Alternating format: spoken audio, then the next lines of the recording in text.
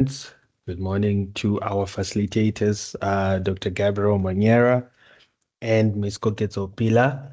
Thank you so much for honoring our invite and welcome to the Research Capacity Development Unit at the University of Johannesburg Postgraduate School. My name is Lawrence and I will be your moderator for today's workshop. And I'd like to start off by thanking all the attendees for taking the time to join us for this session. And most importantly, our facilitators, Dr. Gabriel Moniera and Ms. Koketsopila. Before I proceed, can you please all just indicate if you all can hear me? To our facilitators and to all the participants, please kindly indicate with a thumbs up. Okay, perfect. Okay, before introducing our facilitators to you, please allow me to go over a few housekeeping rules. If you do have any question during the session, please kindly raise your virtual hands. And if you do not wish to speak, please kindly type the question in the chat box and I will address them to the facilitators.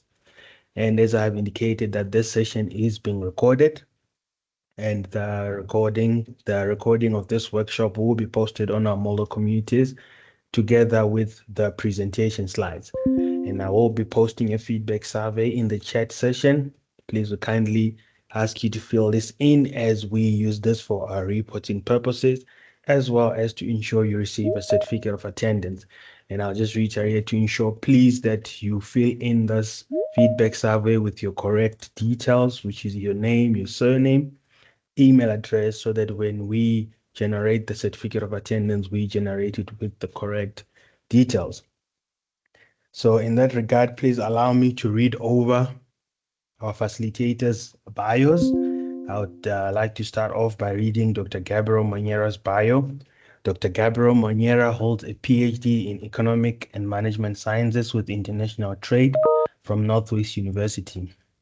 He is currently enrolled in the Postgraduate Diploma in Research Supervision at the University of Johannesburg.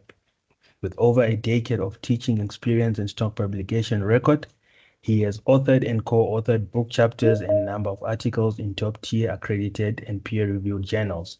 He actively reviews for reputable journals and has received multiple awards for academic excellence.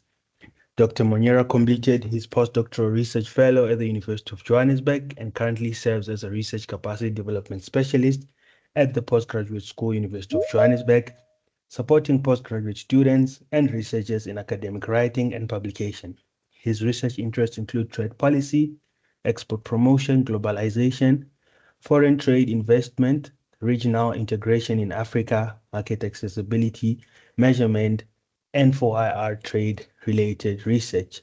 That's Dr. Gabriel Moniera's bio. You can even see he has quite a very rich bio there, Dr. Gabriel.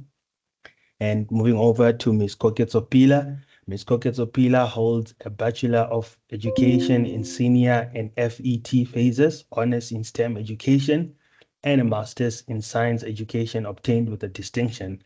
Ms. Koketsopila is currently a PhD candidate at the Department of Science and Technology Education. Ms. Koketso has worked at the Faculty of Education as a tutor, student assistant, research assistant, and an assistant lecturer. She has published several papers, including a book chapter, and Ms. Koketso's research areas lies in language, AI, and advanced technologies in science, teaching, and learning. Thank you so much to our facilitators, and thank you so much for honoring our invite. And you can even see with their bios, very rich bios, very experienced. And thank you so much. And now I will like to kindly hand over to our to our facilitators to now take over the session. Thank you so much. You may now proceed. Thank you. Lawrence, thank you so much. Just an indication from the participants that you can all hear me and you can also see this screen that I'm going to share with you. Just by show of virtual thumb, indicate that you can also see the you can also see this screen that I've shared with you. Yes, I think we can all see your screen. Dr. Garber, we've lost it again. Okay, let me do it again. Let me reshare. Okay. Just let me know. I'm in the process of sharing. Just let me know if you can see the screen now. Yes, we can now see your screen. Perfect. Thank All you. right, all right, Lawrence. Thank you so much. And to the participants, thank you so much for honoring the invite. You know, to take part in the session for today. So today we'll be looking at responding to reviewer comments and dealing with outcomes. So this is a very sort of when we talk about the reviewer, we don't only talk about it in the context of the reviewer for manuscripts and for those articles that we have sent for publications, but we also talk about it from the perspective of your supervisor as well as the reviewer. So anyone who is looking at your text, for it could be for assessment purposes or to provide some form of feedback to you, then we consider that a reviewer. So when we as we go through this presentation, when we talk about the reviewer, we are also referring to the supervisor. We are referring to anyone who will be sort of working with your text for the purpose of providing feedback to you. So I think Lawrence have already introduced us. So I'm Dr. Gabriel Monyera, and together with Ms. Koketo Pila, will be delivering the presentation for today's session. So okay, so this is just sort of a sub title that we gave to the presentation, responding to reviewer comments and dealing with the outcomes. And the outcomes can be, remember, uh, you know, for those who have published before, your paper can even be rejected, even after you have responded to maybe the reviewer comments that would have been brought before you. Even for those during our studies, the supervisors can provide feedback to us.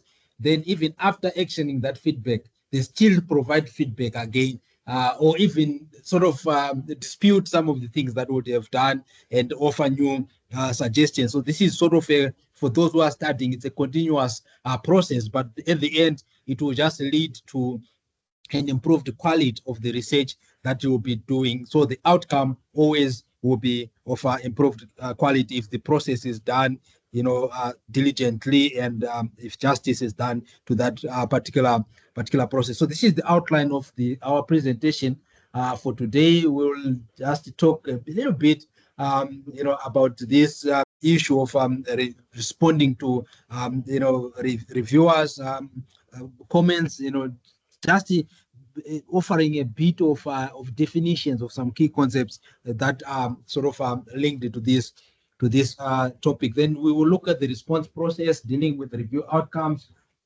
tips for a successful review process, as well as ethical considerations. So wherever there's research, then there are also ethical concerns that are tied to that. Then, we give our concluding remarks, then open the floor for sort of an open discussion where we can share your experiences, or you can also share with us if there's any contribution that you want to make and questions that you would want to ask. So myself, I will present, from the first section, the second, and the third section will be from the third section. Ms. Pila will take over from there and then present the third, fourth, and the fifth section. That is from section 1.3. Okay, so what is it that we call academic review, and what is it that we also call review comments, as well as the review outcome? So when we talk about academic review, we are simply looking at a structured evaluation of scholarly work by peers or subject experts, assessing its quality, originality, clarity, methodology, and contribution to the field before publication, funding, or even acceptance. So like I've said, that let's not look at this in the context only of publication, but also of the research that we are doing as postgraduate students, or even as part of the academic staff of the university, because we know that some of us are students, but we are also on the other side, we are also part of the employees of the university. So we see that the academic review itself is a cornerstone of scholarly quality assurance, and it's usually conducted by peers with expertise in the same field to ensure credibility and relevance. Your supervisor is an expert already on that particular subject, if we look at it from the context of supervision student relationship. Then so when we talk about quality, we are looking at how well that particular work has been done, and the issue of originality referring to new knowledge or perspectives. Because remember, what journals are interested in, or research, the essence of research, it's for us to bring something that is new. There's a gap that we must occupy, and if there's no gap that you are not occupying, if there's nothing new that you are bringing to the field, or that you are contributing to the field, then why are you doing that research? Remember, with research comes with other monetary factors and time factors that are linked or associated to research. So at the end of the day, if there's no contribution that you are making to the field, then there's no need for you to be doing that research. If there's no problem that you are solving, a problem that is existing within the society that you are solving, then there's no need for you to be doing that particular project. Then there are other issues that are looked at, clarity, whether the work is logically structured and understandable, the methodology, the research method sound and appropriate, as well as what I've already touched on, the issue of contribution. Does the research add to existing literature or practice? If it doesn't, then just stop doing the research, because there's no need for you to be doing that particular research, waste resources, or duplicating research that has already been done. So because of both time and monetary facets, there's no need for one to do research that has already been done. Then so when we talk of the issue of review comments, we are now looking at constructive feedback and observations that are provided by reviewers, highlighting the strengths, weaknesses, errors, or areas for improvement in the work. Remember, any review outcome, it also has to be constructive, right? But that is not usually the norm. There are other reviewers who maybe sort of, when they are given the platform, then they take it as an opportunity to attack other fellow scholars, passing comments that are derogatory, and so on. Right. That is not the essence of this whole exercise. The feedback has to be constructive. It also has to be actionable. Where you can offer suggestions, you have to offer suggestions. We'll talk about that, more of that as we progress with the presentation. The comments that can be made may include requests for clarification, methodological changes, or additional evidence.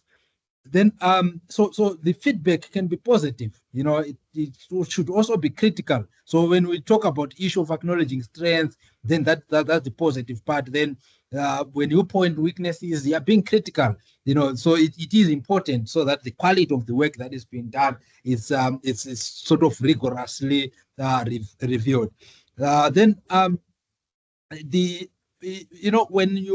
it's also important that you read all the comments carefully, note that what the reviewer is suggesting, and try to address each and every concern. But we'll talk about that more as we progress. Then the review outcome itself, that's now a formal decision resulting from the review process, right? Typically indicating acceptance, conditional acceptance, minor or major revision, resubmission or rejection along with the rationale, why, the reasons why the work has been rejected, or the reasons why you should do major revisions, right? So even also remember, when you are a student, a postgraduate student, your supervisor provided you with feedback, you have to work on that feedback, address that feedback, then you incorporate it into your work. Where you cannot, then you explain why you cannot do that, and you send it back. So that is for from a student supervisor perspective. That's a back and forth a sort of a process that ensues during the course of the whole that postgraduate journey, right? Then so let's now move on to why is it important, that the our work is reviewed and feedback is offered. So the peer review itself, like I've said before, it's a cornerstone of scholarly publishing, right? So when we say peer review, usually the publishers, they use mostly they follow a blind peer review process. When you say peer, it's us who review our fellow scholars, our fellow colleagues within that particular field, fellow researchers within the field who have sort of a solid, publishing record and so on, who are now being considered as experts within the field. If you are invited to review a paper, then you are being considered an expert within that particular field. And as part of academic citizenship, we ought to do those reviews. Remember, tomorrow you also submit. You need someone else to review your work. So if you don't review work of others, who must be reviewing your work? So usually when we talk of publications, it's a peer review process that is followed. Then from a student perspective, it's your supervisor who usually offer the review for your work. But your work can also be reviewed by your peers as fellow students, for someone to also give a critical look at the work that they are doing, also to offer constructive feedback that leads to the improvement or the enhancement of the quality of the work that you'll be doing. So peer review itself, it's a fundamental mechanism that upholds the credibility and quality of academic research. But the aim of peer review is simply to evaluate the work rigorously before it reaches publication. We want to try to ensure that the findings, they are accurate, they are well supported, they are also meaningful, and whether even also the process that you would have followed leading to those outcomes, we should also scrutinize it to check whether is it really the correct process that it must be followed. Are you saying you were doing a qualitative study, then you tell us that you went to the field and your data collection method was you used survey, but yet you possibly it's a quantitative sort of tool that you use to collect data for qualitative stuff. So we look at all that, even the methods of analysis, the data that you have collected, the variables, the ones that should be used to test particular relationships, regarding that particular topic that you'll be studying on. So all those aspects are important, and these are the experts are the ones who will be sort of subjecting your research to scrutiny, and that in a way preventing errors, identifying gaps in reasoning, and also promoting high standards in methodology and the reporting. Then and it's also important, since you get expert independent assessments that highlights the strengths and weaknesses of your work. So if you are a reviewer, you start with positive things that a person would have done, instead of just going straight and you point to those things that are negative. So before being critical, look at the strength, then talk about the strength. You have done this right. While it's commendable, the research method has been designed properly, and so on and so on, then you can move on to other comments that are sort of negative. So this is also an art, to be able to review. It's not something that one just just wake up doing. You have to learn to learn how to effectively review and offer feedback that is constructive and actionable. So in other words, both strengths and areas that need improvement, they have to be mentioned, and you must offer a critical but constructive lens through which the research can be evaluated. Right. So the issue of independence, it ensures objectivity, reducing bias, and enhancing the reliability of that particular review process. And it also gives constructive criticism. Constructive criticism, the importance is that it often guides improvements in multiple dimensions, clarifying research questions, strengthening the methodology, improving data analysis, and enhancing the overall quality and coherence of the work that you'll be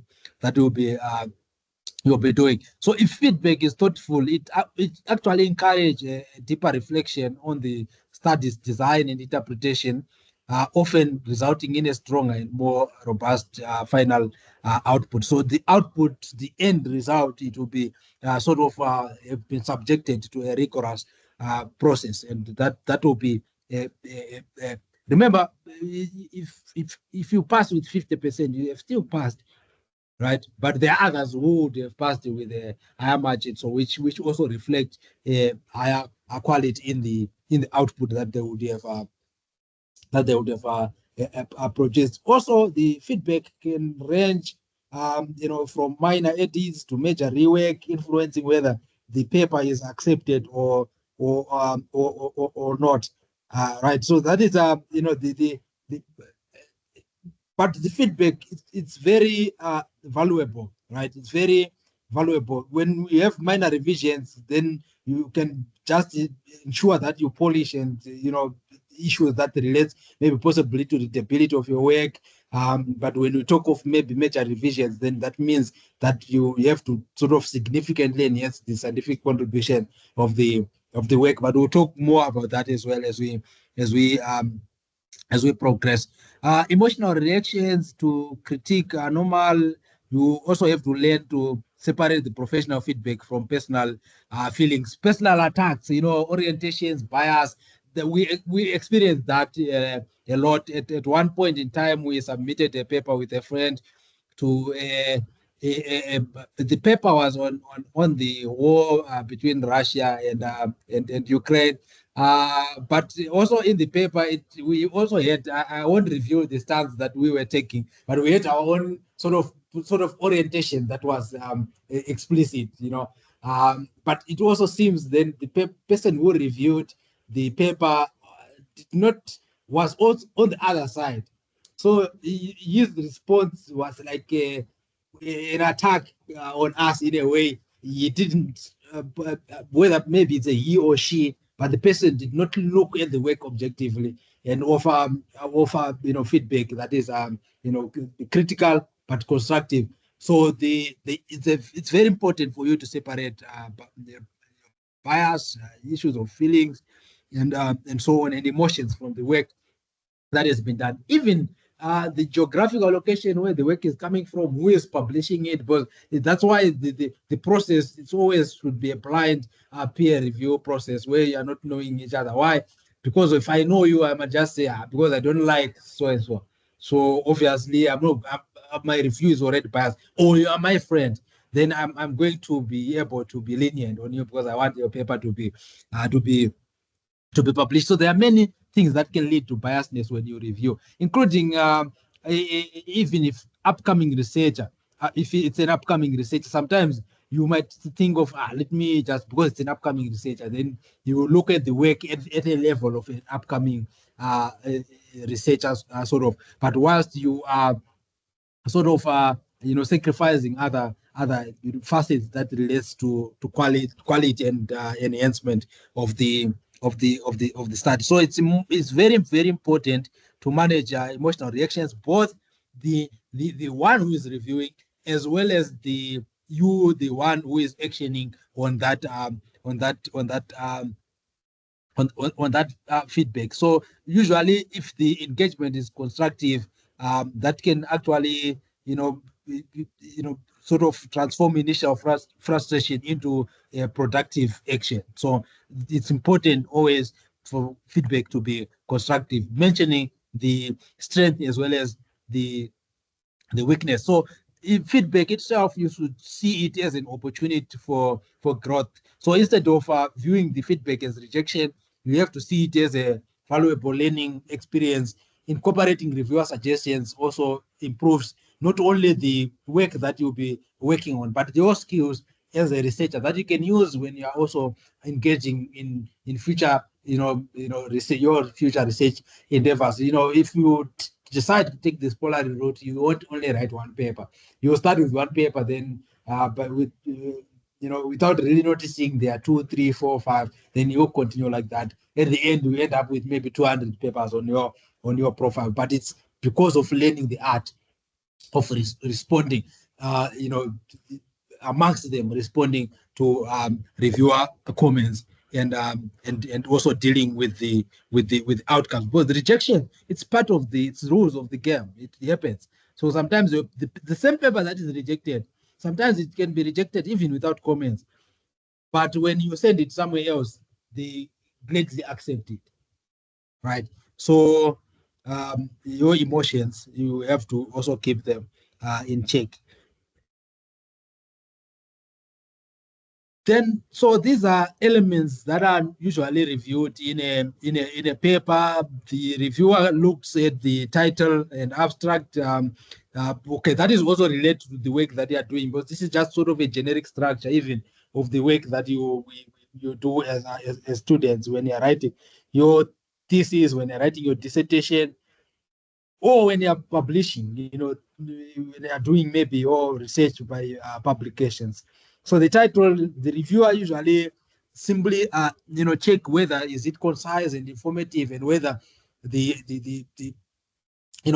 abstract accurately summarizes the study's aims, methods, results, conclusions, including the contribution. It's very important for you to state the contribution explicitly within the abstract, so that, because this is the first point when anyone who is reviewing our work they look at the abstract, they look at the summary. So the summary has to be concise and provide as much information as possible that I'll be able to understand the essence of the study, including the contribution to the field that the study has made. So that is for the title and abstract. And within the introduction and literature review, usually is the assessment of whether the introduction provides sufficient background, justifies the research, and clearly states the research questions, including the contribution as well. You include it there within the introduction. Then within the literature review, now your work is being checked for comprehensiveness, relevance, critical engagement with previous work, as well as identification of gap. Remember, the gap in literature, you identify it within the literature review. This is where you establish the gap to say, okay, this is what has been done. This is what has been looked at, but this has not been done, or this has not been neglected, or amongst what has been done, there's theory A, B, C, but I'm proposing a better theory D. Then you propose your theory. That is now the contribution that you are making to the field, which is sort of a meaningful, which should be a meaningful contribution. Then within the methodology, it's issues of checking the research design and methods, their appropriateness, and whether they clearly described to allow the replication of that particular study. If your study cannot be replicated, then it means your research method is flawed. If your research method is good, when you are writing the research method, just ask yourself that, can someone else be able to replicate this? If they can do that, then you know that your research is it's your research method has been you have done justice to the research method. It's clearly stated.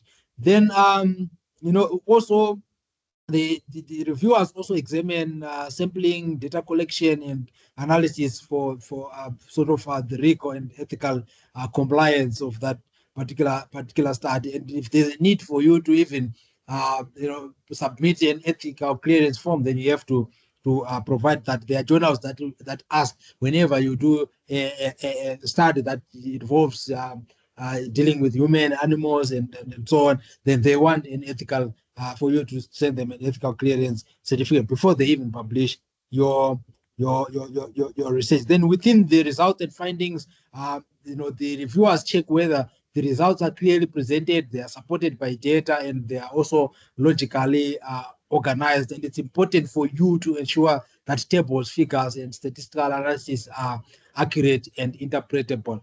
So figures on their own, they are meaningless. So you must make sure that everything that you have presented, then one will be able to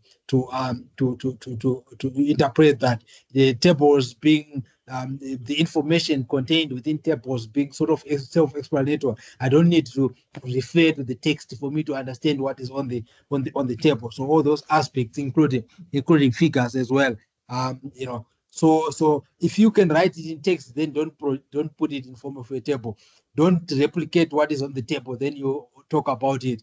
As you can see, you have a table with 1, 2, 3, 4, 5. Then you go in the text, you say, as you can see on the table, there's 1, 2, 3, 4, 5. So if you say it exactly in words, then why are you even expressing it in form of a table? Then within the discussion and interpretation, the reviewers will assess whether the discussion logically interprets findings, relates them to prior research, and acknowledges limitations. So this is where you also triangulate with external, with existing literature, your findings in the context of other empirical findings that you would have included in your literature review. So if you don't include new studies here, you refer to the studies that you have already included in your literature review. If you find a study that maybe possibly you have that you want to triangulate with, but you did not include it in your study, you first go and incorporate that study within the literature review of your study. Then you are able to also use it as part of the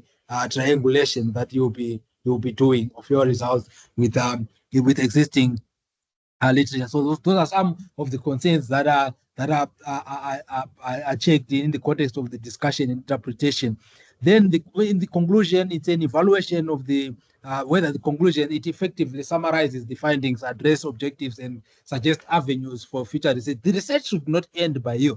If it ends by you, then it's not a good research. It should advance. Remember, knowledge is perpetual, so we should be able to carry that forward within the field. It shouldn't end with you. So that's why if you look in most research, even including the one that you are doing, you will offer some suggestions, you provide limitations of your study that also inform suggestions for future research, including what has been done and what has not been done, the gap that you identified. Then you offer recommendations on the future research directions.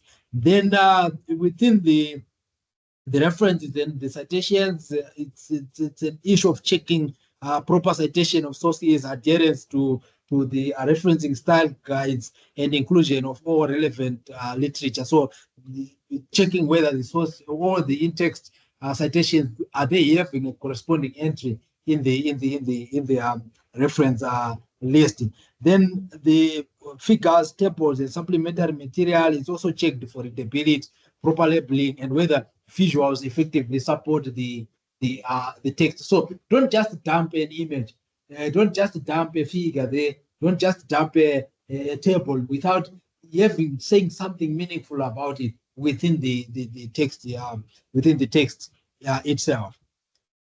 Then now, okay, these are now the types of reviewer comments that one can get. So including, remember here we are talking about the type of the reviewer feedback, but we also talk about the type of the outcomes that you can also get, which will be an outcome of the review process of your work, especially for publication purposes and for examination purposes. If you are doing PhD study. So here now we say now in terms of the type of reviewer comments, we have what are called minor revisions, we have major revisions, we have rejection, we have also request for additional experiments or data, where you can be asked to say maybe your data set, expand it, or simply maybe possibly it could be maybe the years that have been covered. Then they can ask you to say maybe the period, just add to that period. So when we talk of minor revisions, we are referring to those typographical errors, unclear sentences, formatting issues, small clarifications, spelling errors, and so on. Usually, they are quick and straightforward to address. Then the major revisions, they call for substantive, revisions, and based on substantive concerns such as data validity, experimental design, analysis techniques, or theoretical framing, and oftenly they require significant rewriting or additional work. And we all hate the major revisions. I hate them as well. When I receive a paper coming from the journal and it's having major revisions, sometimes it's because it's a process that sometimes they're even like you're rewriting the paper itself. So usually minor revisions are preferable, or no revisions at all. Then the rejection, it happens, especially in publications.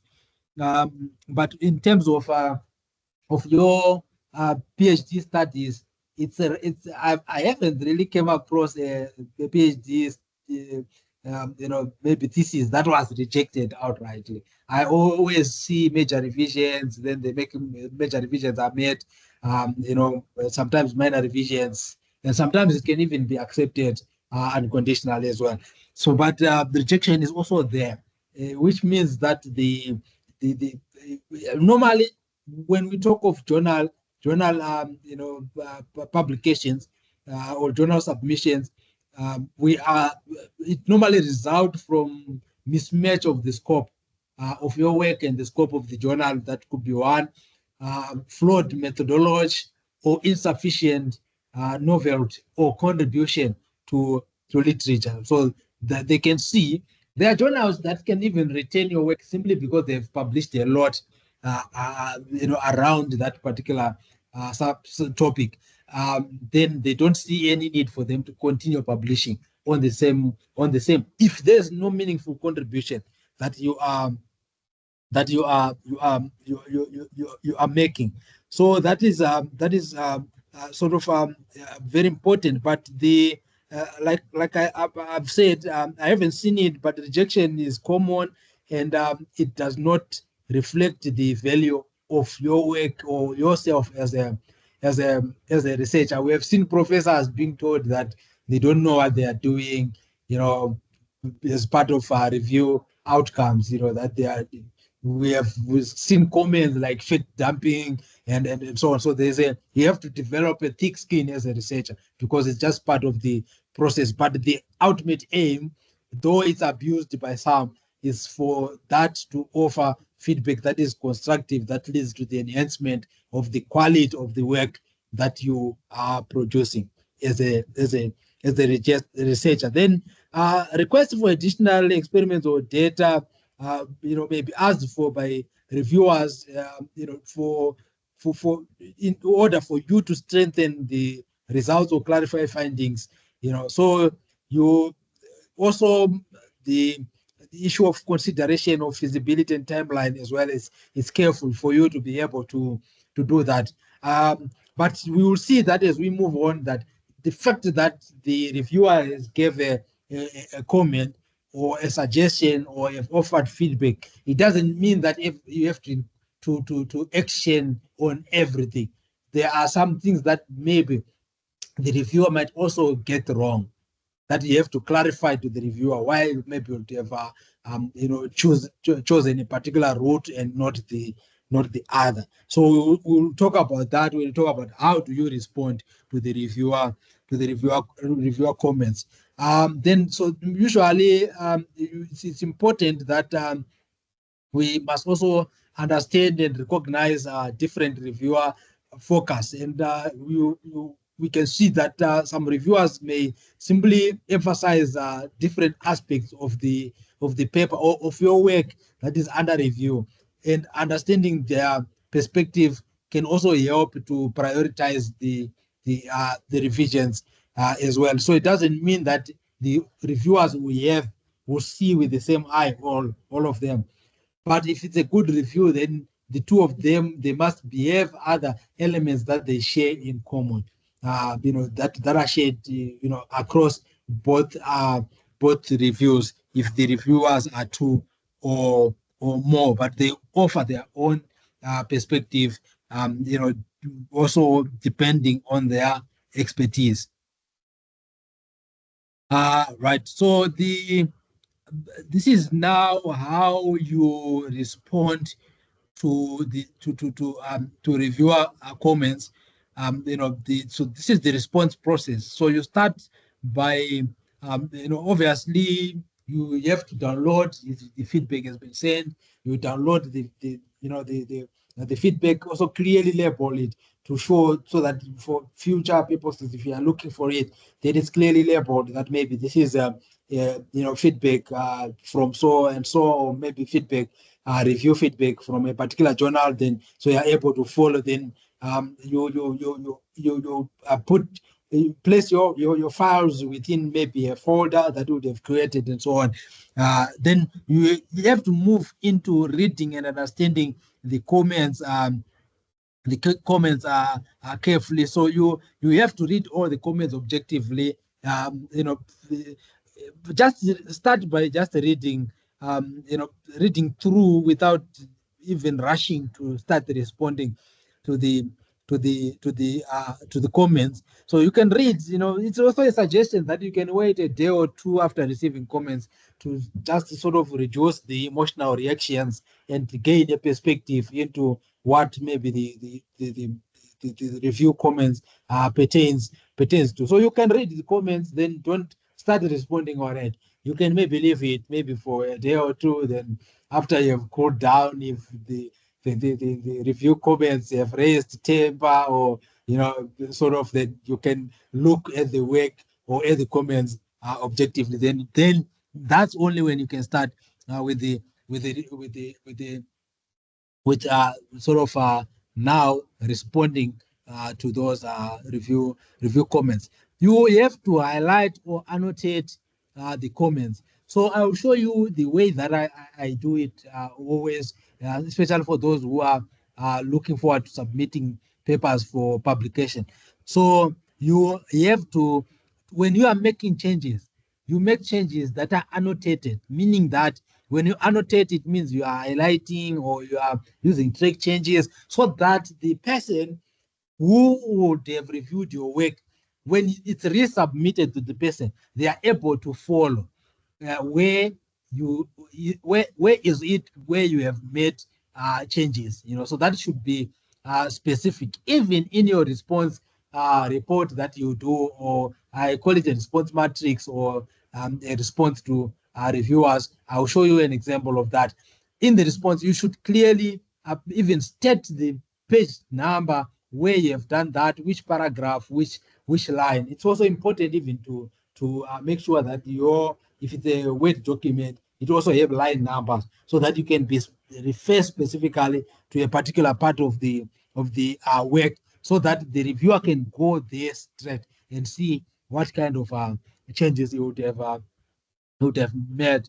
So it's important even both for our postgraduate studies as well as for publication purposes. I don't need to reread the whole document for me to understand the changes that you have made, but show me the specific changes that you would have made. So it's important that it actually helps the tracking of responses. Then we also have that you should categorize the comments as well. There are minor edits that are easy, quick adjustments like typos, grammar, and small clarifications. Then we have major changes that are for methodological, structural, or analytical revisions that require substantial work to be done, or reworking of that particular paper. Then we also have questions that maybe that you need to address Myself, I put everything, whether anything that the reviewer would have said, even a positive comment, I put it there. Then I thank the reviewer for that, to say thank you for the positive comment and so on. So it's always very important. You see later as we move on that being polite as well is very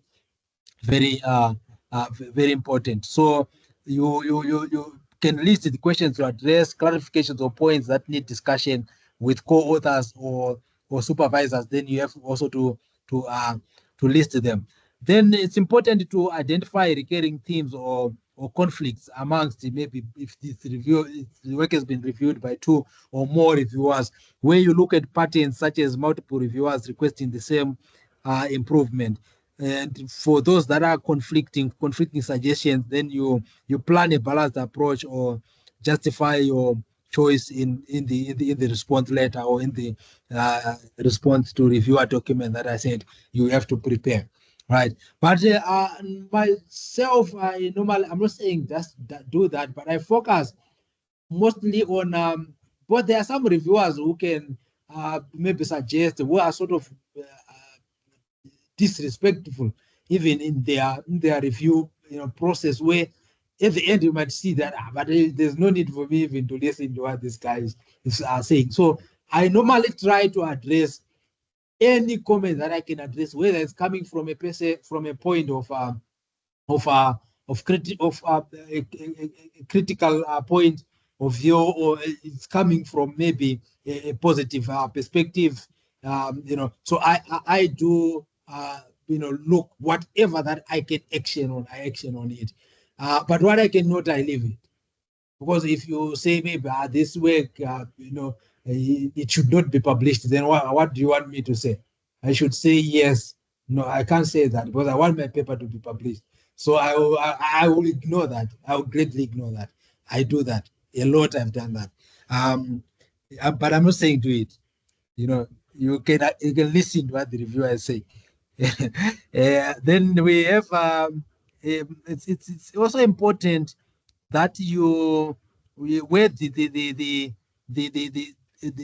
perspective are conflicting, it's you have to plan a balanced approach or justify your choice in the response later. Then discuss with co-authors or mentors as well. Provide additional viewpoints that can help you resolve the disagreements or ascertain it. Encourage collaborative problem solving and ensure consensus on the revisions. Remember, criticizing is easy, to review is easy, but to offer a solution to a problem, it's always something that is difficult for many people.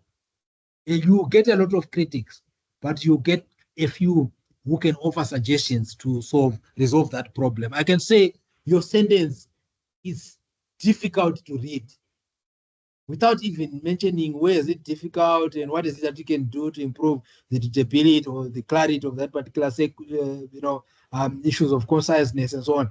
But I can just say it's the work, it's like it's a this is like, but especially for those who are doing PhD, you can be told that it's like an honors, it's an honors piece of writing, that kind of sort of. So, but without really offering something to say, okay, this is what you can do to improve. So you also have to maintain, the perspective. So reviewers' feedback at the end is about the work, not the researcher. Then reframe the critics as guidance to improve quality, credibility, and the impact of the work that you'll be you'll be doing. Then it's also important that you must thank you also have to sort of when still looking at the issue of response, you now have to prepare a response letter. So I'll show you an example of that. So you do it in the way that you feel good. If you want to write maybe maybe you address each item point by point in form of like writing section by section, then you can do that. But there's no like to say this is the acceptable form. But some journals, they can tell you to say, okay, you respond like this. And I think for our studies, we don't normally write a report when we respond to our feedback from our supervisor. The supervisor will just annotate it so that they have a copy to check the changes that would have made. Or in most cases, they review the whole chapter again after the changes that would have made. But the journals, they do provide some form of templates as well that can be used. But I'll show you mine that I use that also I just developed myself, which is in form of a table that I just call a response matrix. And then, okay, so within the response letter, it's important that you start by thanking the editor and the reviewers. You have to start positively, but don't be tempted not to really do the work and just focus on thanking them everywhere, and sometimes those other people will be just thinking when you go to the work, they didn't do anything, and they just say thank you for the comment. This has been incorporated in the work, but when you go in the work, then there's nothing that has been done. So acknowledge the time and the expertise that the reviewers have invested in evaluating your work. Then you have to structure your letter, clearly, and list the comments sequentially, often copying the reviewer's words in bold or italics. So I just I copy, then I put them on one side. I'll show you the way that I do. But every comment, like I've said, whether positive, negative, or just needs no action, I put it on the response letter. Then be able to also talk about it. Where it has been positive, I thank them. Thank you for that. I don't need to action on this, but thank you for the positive feedback on that. So all the comments must be listed. Then you have to follow each comment with a corresponding response, making it easy for the reviewers as well to follow. So that is where it's important for you to also even mention that this has been done where to point to the exact location within your work that you are writing or within your manuscript. Then you have to agree with comments. When you're agreeing with comments, then you must state explicitly the change that you have made and where it appears in the manuscript or in the work that is subject to the review. Maybe as an example, you can say, I've revised the introduction on page 3, or this has been incorporated in the introduction. But remember, you have also annotated it. Maybe it's highlighted. Because everything that you introduce, you must annotate it. Meaning you must highlight it, or you must use track changes. But I use highlighting because it's easy. Track changes sometimes when someone wants to open that document, they start the text will start misbehaving, and other sorts of actions. But myself, the highlighting works well. So I assign a color for each reviewer. So whenever I've reviewed for that, then I put that color. Then I also assign a color for common where they are sharing sort of they have a consensus on a particular issue, or on a sharing a similar perspective. Then I use a color for that. Then you also provide a key for that to say green is for this, yellow is for that, and so on. Right. So that's the way that I annotate, and highlighting is always easy. Then it's so you have to also demonstrate that the feedback was carefully considered and implemented. So it's if you want your work to be rejected, then don't implement the feedback that the reviewers would have suggested. Then obviously they will recommend that your paper should be rejected. And some journals, the editors, they listen much to the reviewers as they regard them as expert within the field. Then let's say now you are disagreeing with the comments. You are in disagreement with the comments. You just have to explain the reasoning politely, right? That's okay. Maybe this, I meant this, or this has been provided, and you point the reviewer to where it has been provided in the text. You have to use evidence from the literature and your data. Don't just say, I cannot do this without any reason. Where you have a reason, make sure it's supported with existing literature. right? Sometimes reviewers make mistakes as well, right? Then you have to suggest alternative approaches where appropriate, showing that you are engaging constructively rather than dismissively. So don't dismiss to say, okay, this will be done, will be offered as a recommendation for future research, where I'm saying you must redo the methodology or use a particular approach that will improve the results or the outcomes that you have obtained. Then you say, no, it will be done in future studies. That is considered being dismissive. Then maintain professional tone as well. It's important. Avoid language that could be perceived as defensive, sarcastic, or confrontational. Keep responses factual and respectful, even if you are disagreeing. You must use track changes. I've talked about the use of track changes, that they will help the reviewer to easily see where the revisions have been made. Then you also have to reference the changes that you have made in the response letter to improve transparency and clarity of the whole, the of actioning of the feedback that would have done. Then the issue of clarity and readability as well, very important. You should remember that both the editors and reviewers, they will read your responses again. So if the responses are well structured, concise, and polite, then that will actually increase the probability or the likelihood of acceptance and a smooth review completion. So I've addressed much about the issue of review from the perspective of publication, article, manuscripts, but also this is also equally true as well for your supervisor as well, right? For the postgraduate studies that will be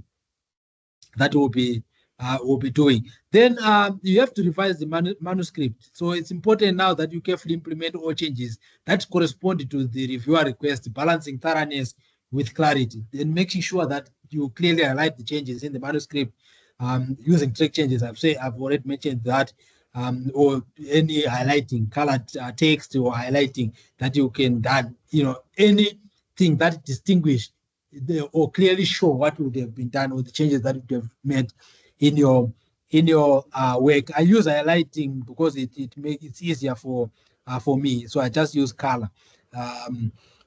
Then also the journals, they offer guidelines as well on how they want the reviews to be responded to, or the reviewer comments to be responded to. Some you do it online.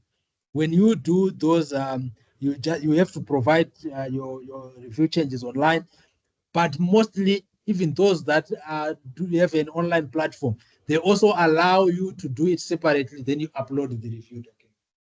Right. But some, when you upload the review documents, you must remove the existing documents that are already there, right? First. So you must also avoid unnecessary changes. You have to focus on reviewer requests and don't alter content unless if there's a genuine, improvement that you are making in the work. It's important to maintain scientific integrity. You do not have to fabricate or manipulate data to please the reviewer. If I've said maybe your adjusted R squared is low, then you change it, you make it high, but you did not redo the analysis, then that is not good. You are now falsifying the results, right? Then the double check for consistency and accuracy after revisions. Prepare a clean version and a marked up version. The annotated version is the marked up version if the journal requires both. But there will be, I always do, I have three documents that I will show you.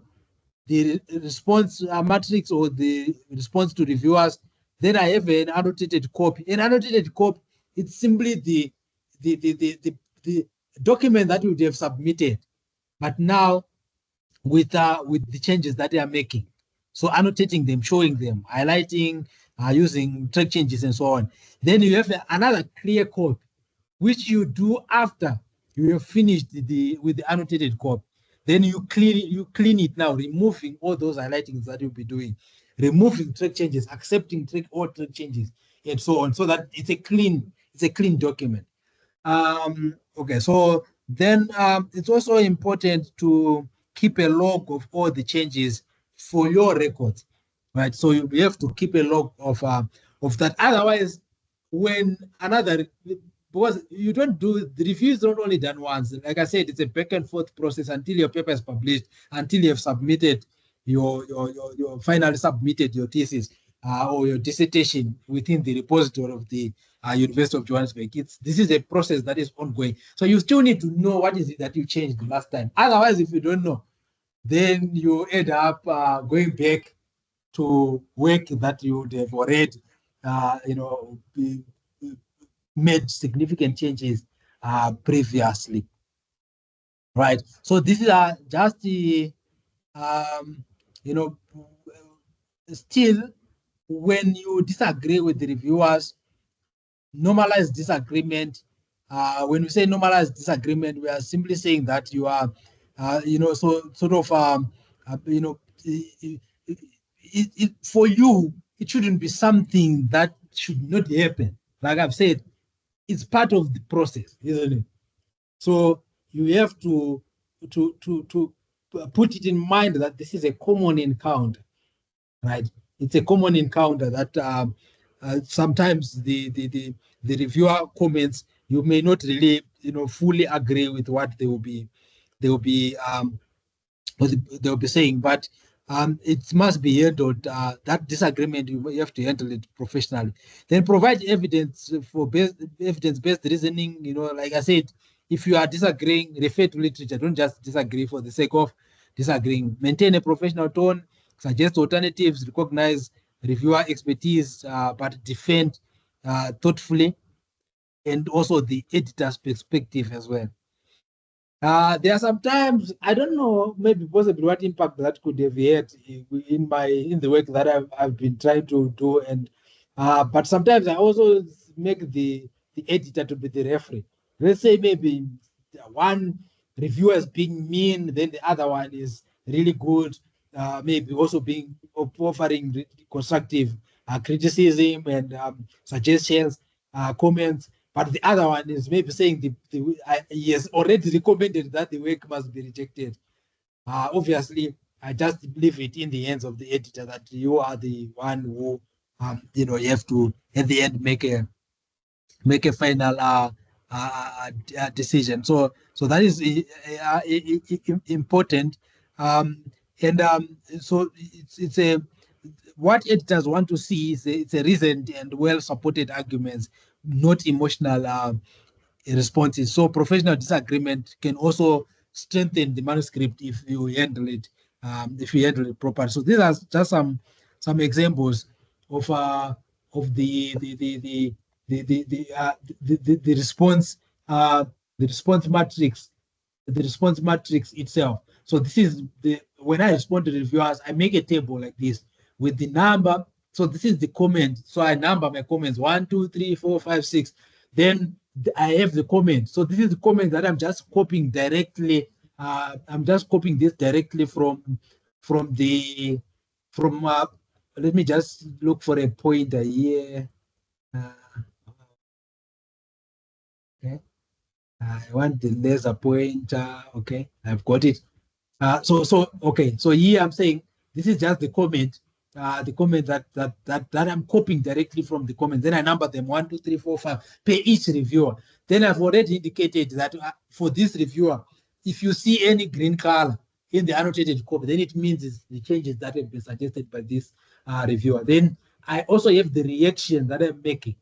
So if I'm, what is it that I would have done?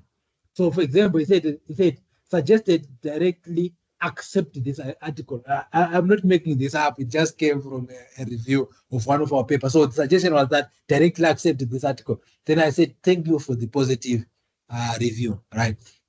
Then I have another reviewer be same process. Then within the abstract, they say briefly describe in the abstract how the content analysis was used for this research.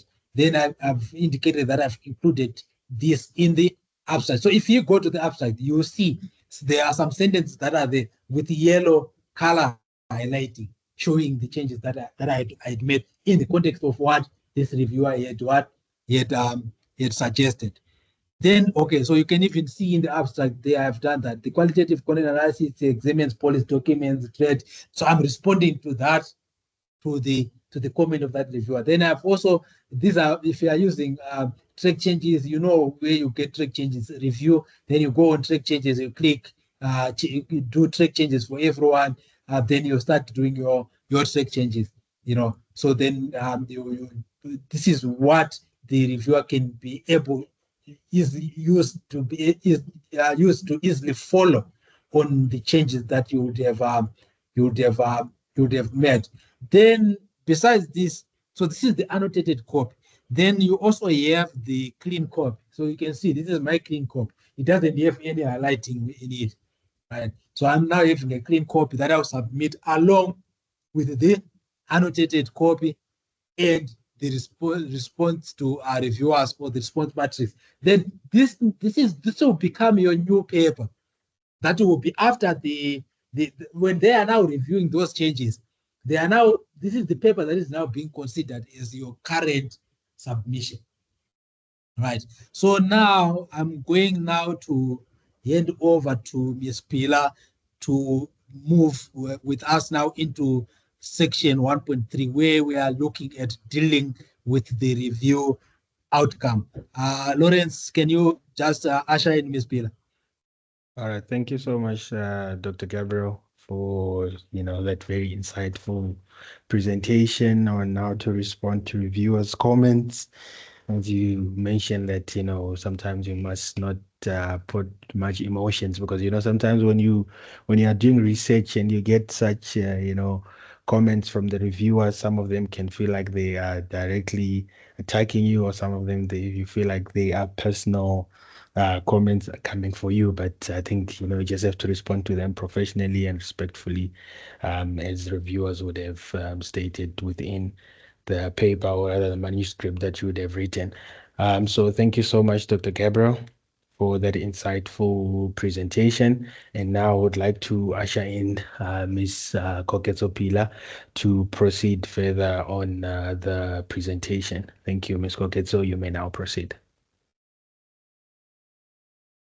Thank you very much, Lawrence, and thank you to Dr. Gabriel for taking us through the first part of the presentation. So I will be moving on from and taking over from what Dr. Gabriel has been presenting and some of the points that he has alluded, and maybe we can expand on them a bit more.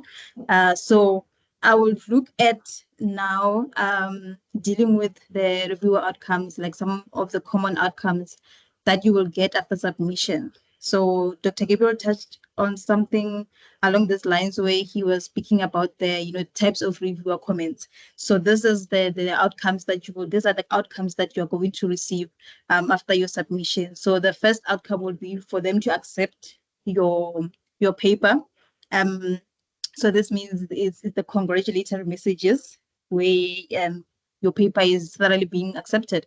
But however, even if your paper is accepted, sometimes it will come with like accepted, but you need to change some of the things, usually like minor proofreading or formatting, follow-up steps that are remaining, just the little things, but your research is being accepted and they clearly state that they have accepted your paper, and we have some minor revisions. So this is where you will have usually straightforward fixes that that you have to respond within the given deadlines. So these are the smaller things also that you need to change. I think also when Dr. Gabriel was discussing about the review comments, he mentioned some of the things that are some of the feedback that will be given if your article has been accepted or it's been accepted with minor revisions.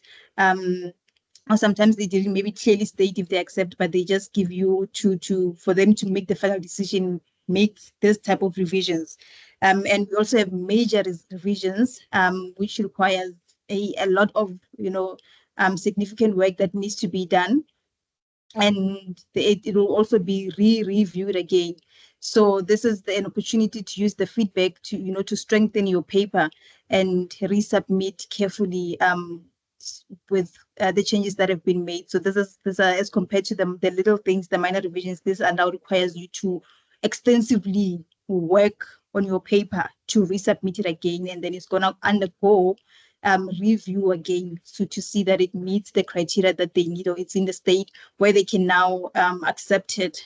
So even if you had, like, as Dr. Gabriel has mentioned, it's a lot of back and forth. So the first time they can maybe say major revisions, and then you submit it back, then they assess it again, and maybe this time it comes with minor revisions, and you work on that and you submit it back, and then maybe the next time it can be accepted. So there's a lot of back and forth and different levels of accepting this paper of yours, or they can actually be a clear rejection, where your article is not accepted at all. So this is a lot of people are actually struggling to accept, or maybe they might not be dealing well with rejection, but this is also an opportunity to review your work, to see, to check, why. Obviously they have to give you reasons why your paper is being rejected. The reasons must be clearly stated, and they still need to give you, a thorough feedback, to say these are the things that are not making sense, or not really making sense, but that are not clear. And also there are different reasons. Maybe you submitted a paper, and then they see that, okay, the scope of the research, or this is the audience that you submitted to, is not appropriate. So that could be one of the reasons why your paper is rejected, but doesn't mean that your work is not worth it. But maybe you just submitted to the wrong audience, which is one of the reasons why you need to assess, the journals that you submit to. Okay, does it accommodate my discipline? Does it, am I directing it to the right audience? Does it meet the criteria? Did I follow their template and stuff like that? So those are some of the reasons that they can, we can receive rejection because of, those certain reasons. So in a case where you have, let me check if I didn't skip a slide. In a case where you have received like a clear rejection, we know that rejection is difficult, but it is a common part of academic publishing. We are more likely and most likely going to receive a lot of rejection as you progress through your academic journey. So even the people who are professors at this age, they may be applied for promotion 3 times for them to obtain the professorship title, and maybe they got rejected 2 times, and the 3rd time they got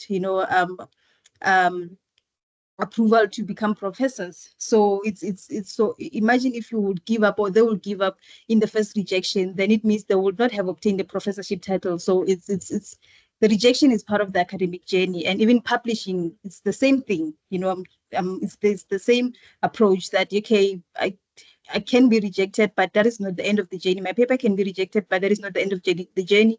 Doesn't mean that I must stop publishing. Doesn't mean that I must stop, putting my work out there. So you accept the rejection. And as Dr. Gabriel has also mentioned, that it is not a judgment of your worth as a researcher, or maybe a judgment of your the worth of your work, or the importance of your work. So your work is still important, that you want to put out there. So it's not an attack against you also as a researcher. It's just to modify your work. You take feedback as a stepping stone for improvement. That's the attitude that academics should have, because this journey is, it's a lot of ups and downs. So even the ups, you must take them the way that you take the downs. The downs, you must take them the way you take your ups. So so if you received the rejection, you carefully analyze the reviewer's comments or the editor's comments for actionable feedback. So you have to really analyze the work, so that you see where you went wrong. Why did they reject my work? And maybe it's something that you see, okay, to say, okay, no, but maybe I should have done things this way, you should have done things that way. So even if maybe you will not have an opportunity to resubmit because it was directly rejected, but you can still action the feedback that they gave you, and then you have the opportunity to submit to another journal. I think also Dr. Gabriel mentioned this, that you can be rejected in one journal, but then your paper can be accepted in another journal. But then it is advisable that you check the comments that the first journal that rejected your work. You look at their comments, the feedback that they gave you, and you action the feedback, the comments. And then in a case where you do not action it, you provide valid reasons and supported with literature on, why you're not changing certain aspects. And I always say that when you are putting your work out there, you are not be as clear and as explicit as possible, because you might be submitting to an international journal. You're not there physically to explain your work to someone who's reviewing, to say, oh, this is what I meant, this is what I did not, this is what I intended to do. So your work must speak for itself, because you're not there physically to explain to the reviewer when they need clarity.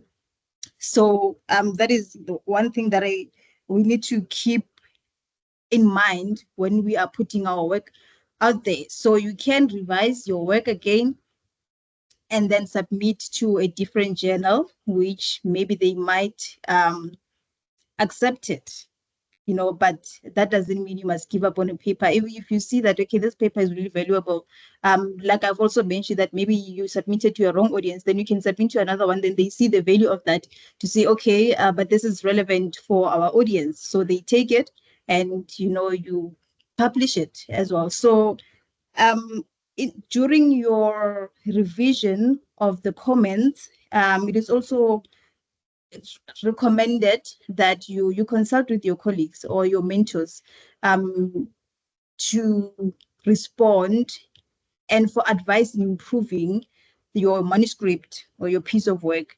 And also with analyzing some of the comments. I mean, I might receive a comment and I might not maybe understand it clearly, but I can allow someone to read the comment and just to see if me and the person we understand the comments, the same. So give others to read your comments, and if you don't understand, maybe if the comment is not clear, but I don't understand what this person meant when they say this. I don't understand what the reviewer meant when they said this, and then someone else might read your work. Your co-authors, even if you wrote the manuscript alone, you are the only author, but just someone, a mentor, or you're just your colleague, can read the comments for you, and then explain it to you. Okay, I think this person meant this, and this, and this. So they can also advise, in terms of how you can improve your manuscripts for, your next submission, because the comments that you receive from the reviewers, it's not only for the paper that you're working in. Yes, there are those that are relevant only to the paper that you are working on, the manuscript that you're working on, but it's also a room for improvement in your next papers, to say, okay, in the first one that I maybe submitted and maybe it got rejected, I did this, maybe this time I can do these things differently, because one of the reviewers suggested this and this and that. Maybe I can implement it in my following or my next paper. So it's a never-ending journey for learning. You always learn with the comments that comes from the editors and from the reviewers. It's always a learning curve in academic journey, and things are evolving. So things that were done maybe previously, they might not be as relevant now. So take advice from these reviewers with the aim of improving your work, the work that you have now and the upcoming work. And very, very much important to maintain your positivity. You can't afford to give up in the middle of your career development, and you just give up because of you received a negative feedback or you received the rejection. It's okay if you want to cry for a day or two. Emotions are emotions. We are humans. We can't run away from that. But then the next day, after a day or two, you pick yourself up and then you submit to another journal. You work on the comments, and you evolve as an academic researcher, and also make use of some of the services that are offered in your institution. So, for example, the writing centers, they can assist you in terms of, you know, structuring. You can have like a consultation with the writing consultants. And right now I'm going to speak for the RCD as well, because we do have writing consultants in the RCD that you can make an appointment with, and they can assist you in checking your work. So all you need to do is just to go to the RCD website and then book an appointment with one of the writing consultants that is specifically relevant for your discipline. So that is one thing that you can do. The writing centers, writing consultants that are available, you can make an appointment and they can assist you in in improving your manuscripts. So that is some of the things that you can do. So as you are implementing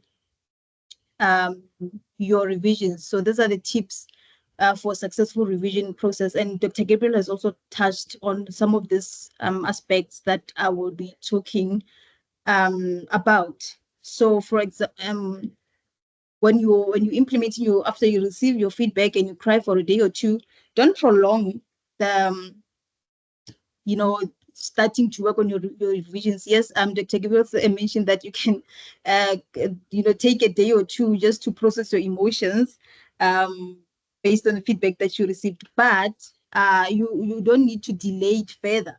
Don't delay it too much. Start working on the feedback as soon as you can after processing those emotions after a day or two, and then begin the process so that you avoid delays. So of course, in most of the time when they give you maybe feedback, they expect it in a certain time. They give you a deadline to say, okay, the feedback must be received in this date or before this date. So also take note of the deadlines that are there, and organize the reviewers' comments, you know, in a table and spreadsheet. And Dr. Gabriel also gave an example of this, so that they can track. I think this is something that it's a best practice that you can do for yourself as well as a researcher.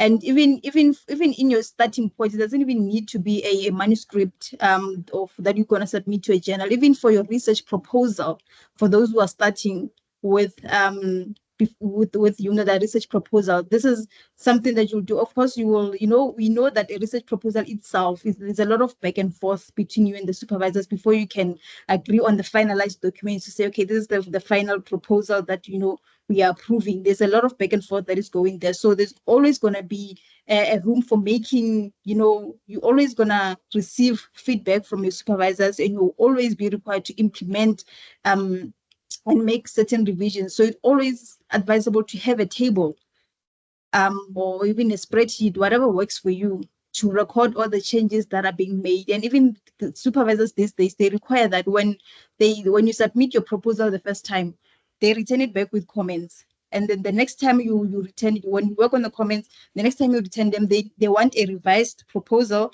and a table to show that, okay, this is the comment that I received. It's in this page, it's in the section, and this is what I have done to address the comment. So then they want to see that. So it's not about the manuscripts only, but in your PhD, your master's, this is something that is required. You know, so very important that you keep that spreadsheet to record the changes that are always made. And for the manuscript, it is important, and as I've mentioned this also in the previous slides, to have like clear and frequent communication with co-authors when you are implementing these changes, or when you're responding to this feedback or making revisions. So it's important that you also have a frequent communication with your co-authors, you know, to coordinate the revisions. And there is no harm in asking help for other people if you don't have co-authors, you are writing the paper on your own. There's no harm in, you know, asking, you know, for assistance from other researchers, some of your colleagues, and also the writing consultants, also like I mentioned, for advice and, you know, frequent communication on improving your work. And I think I've also mentioned this for where I mentioned that you can use some of the services. We don't know, we have many services, even the workshops help, you know, it's like the workshops that are being offered maybe in your institution, they can help on how to address certain things, like the workshop that you're having now to give advice on how to respond to feedback. So those things, they help. And if you have a mentor, and then it's even better, they can also assist and collaborate with you in terms of addressing the comments as well. So as I've mentioned, always keep a positive mindset. There's probably more rejections that are still coming, but that doesn't mean you have to give up. And the career is still very long.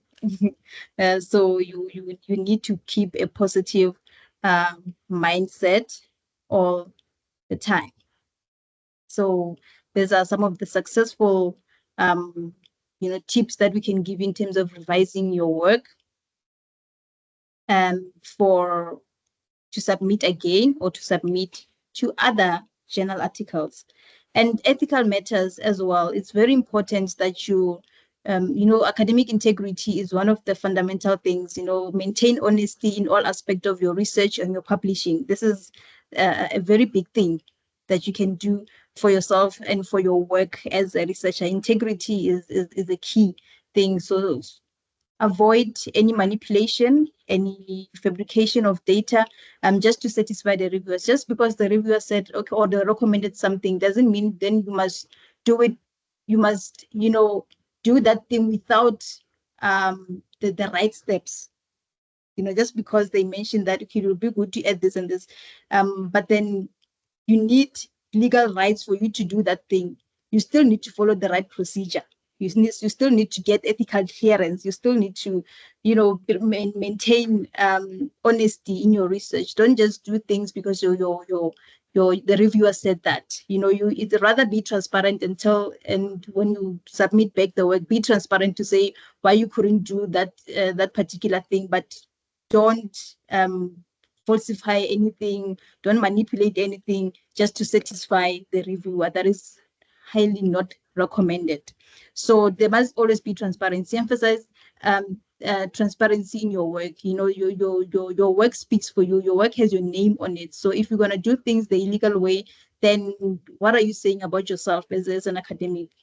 So those are the things that you need to consider as well. So but if it means maybe your work is not going to be published for that article because of ethical matters were not done well, then let it be. You will submit it in another journal or in another conditions where the right steps were followed. So rather do the right thing than to have a negativity or negative things that are attached to your work. And also, it's important to acknowledge all the contributors or the funders for your resources. This is also part of the ethical matters. So you acknowledge all those people that contributed, or all the funders that contributed to your work as well. And ethical guidelines also must be followed for human and animal research if it is applicable. So we know this by now. We are in different disciplines, and our disciplines or data collection processes requires different things. When you're dealing with humans, when you're dealing with animals, you need ethical clearance and ethical certificates for that. So that is something that needs to be followed thoroughly, because we know that breaching ethics can lead to serious consequences, and it may lead to extraction of your work. Your work might not be published because of that. So it shows the importance of it. So always be open about your work, openness to the editors. If ethical issues arise, also during the unplanned ethical issues arise during your revisions, be transparent, be open about it, don't hide anything. So those are the important things that you as a researcher need to take note of in terms of ethics. Maintain honesty all the time. Don't manipulate data to impress the reviewers. Always maintain honesty. Do things the right way.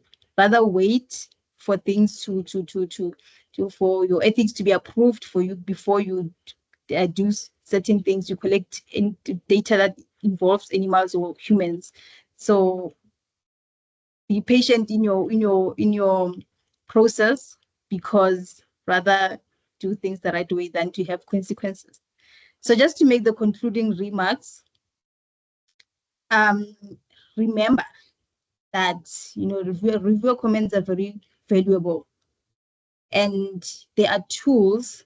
These are tools that can be used to improve your work, not only the work that you're working on now, but for future references as well. So as you are receiving these comments, you are improving. It's an ever-ending journey. Like I said, you are a lifelong learner. So take note of that and always respond professionally. Put your emotions aside and deal with the comments in a professional way, address the editors in a professional way, and yeah, keep a professional tone in your responses all the time. So use the revisions as an opportunity to strengthen your manuscript. You know, it's an advantage. I think it is an advantage to have like comments from different people, because assessing your work, there are things that will come up that you never thought of yourself as a researcher. You things that you maybe overlooked, things that you didn't even consider, and then someone else's review, they highlight those things. So it's a good thing, rather than a bad thing. And also understand that rejection is common and it's part of the process. You cannot run away from research, especially in the academic journey, and as you're evolving. So all those professors, like I said, they have received different rejections from different journals, but they still persisted, and they have many articles, they have many publications today. So seek help whenever you need help. Use the resources that are available at your disposal.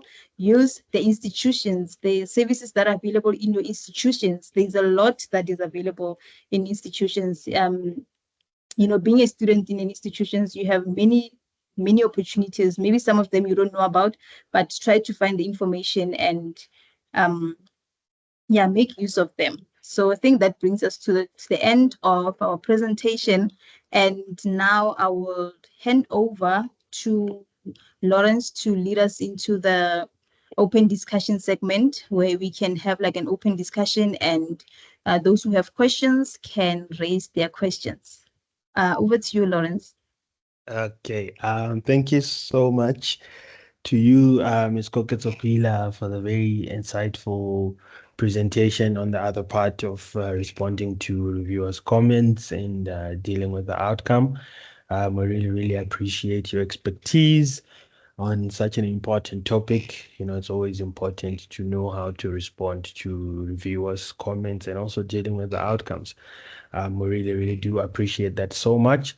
And in that regard, we will now be opening this session to questions. If you do have any questions, please kindly raise your hand, or you can type them in the chat box. There was a question from Macmillan which said, how do you handle reviewer suggesting reanalyzing a variable result? After doing that, you find same results as earlier found. I don't know if you can see that question there in the chat box by Macmillan, I think Macha or something. If you can see that. Thank you. Thank you, Lawrence. Thank you for reading out the question. I think remember, if the reviewer suggests that you do redo the analysis, or you include a particular variable, or you maybe change the data of a particular variable, you still have to do that. If you get the same results, then that is what you will respond to the reviewer, that I did the analysis, I reanalyzed, but I got similar results. In most cases, I think we've met similar situations where we are asked to expand the data period, then maybe adding 2-3 more years to make the data more recent, but still obtaining more of similar results. In terms of the significance, maybe you get similar outcomes, but maybe the here and there the numbers on the coefficients can maybe change. But at the end, the inference that you are getting from that then remains the same. So you just have to outline respond with what you have done. If you have redid the analysis, I've redone according to your to the suggestion of the reviewer. I've done the reanalysis, but I obtained similar results.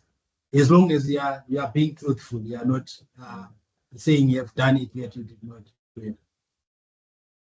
Yes, just to add on Dr. Gabriel's comment, Lawrence. So Yes.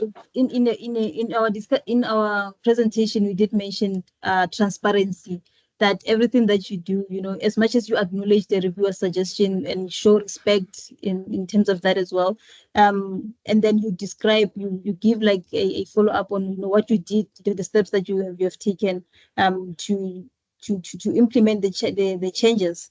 But then you got the same results. So you cannot manipulate the results to impress the reviewer. So you still need to maintain honesty and transparency at all costs. Okay, thank you so much for clarifying further on that question. There is others are just rather sort of like comments that were just there. Thank you so much for the presentation, very insightful. Thank you so much for the presentation. Then there's one from George where he says, thank you so much for such an insightful presentation. Does journals have a turnaround time to respond? Yes, Lawrence, you said it's from George. Yes, from George, yes. Yes, George, they do have a turnaround time to respond. In terms of their review, policy, the mostly some what I've seen, but okay, it just depends on which journal. Because I have submitted at one point in time to the International Trade Journal. It's hosted. It's in US. I think it's University of Texas that hosted. The paper for it to be published, it took almost 2 years, but it took about 9 months for the review to be finished. Right. I even wrote to them and they told me that no, that it is normal. It takes more than a year for them for them to be able to do the review. But for me to respond to the review outcomes, they gave me 6 months to just respond. Right. So it depends on the journals, but quite a number. You just to read that on the journal policies and timelines, depending on your aim, whether you want a journal with a fast turnaround and so on. But I've seen some that in a month, because I've reviewed papers for, including the same journal, that took 9 months with mine, but they wanted the review outcomes. I think I had to do it in 1 month or so. And I had to provide my review comments in 1 month or so, right? So usually the time frame, I think it usually should be taking a month or so for the review process to be done. But myself, when it is 3 months, I normally wait until maybe 3 months, then I contact them. I'm thinking by then they should have concluded that process. So it just differs from one journal or from one title to another, but you can check that on the journal information, including author guidelines as well as reviewer policy, their review policy. Okay, thank you so much, Dr. Gabriel, for clarifying. There's another question from Sichaba. He mentions that please indicate what benefits exist for the supervisors for the student success so that the researchers, students can understand that it is mutual benefit exercise. Okay. In terms of publishing your work, so what does the supervisor benefits or the student benefits or both of them? I think it's probably students or something, because talking about mutual benefit exercise. I think it's from both, yeah. Yeah, the students do benefit as well as the supervisor. They both benefit because as an upcoming researcher, as a student, if I'm working with my supervisor, then for publication, it boosts my profile as well. And people can, I can learn how to write a manuscript, and then the next thing I'm going to be independent. So the supervisor will take me through, will introduce me to, the writing of the manuscripts. They can introduce me to different journals that I can submit to. They introduce me to all these important aspects so that in future I can be an independent academic and do things on my own. But you need a mentor first for you to work through this journey. As much as they receive the credits for the publication, but it works well for you as a student because your name is out there. The supervisor is helping to put your name out there. They're giving you a start to this academic journey.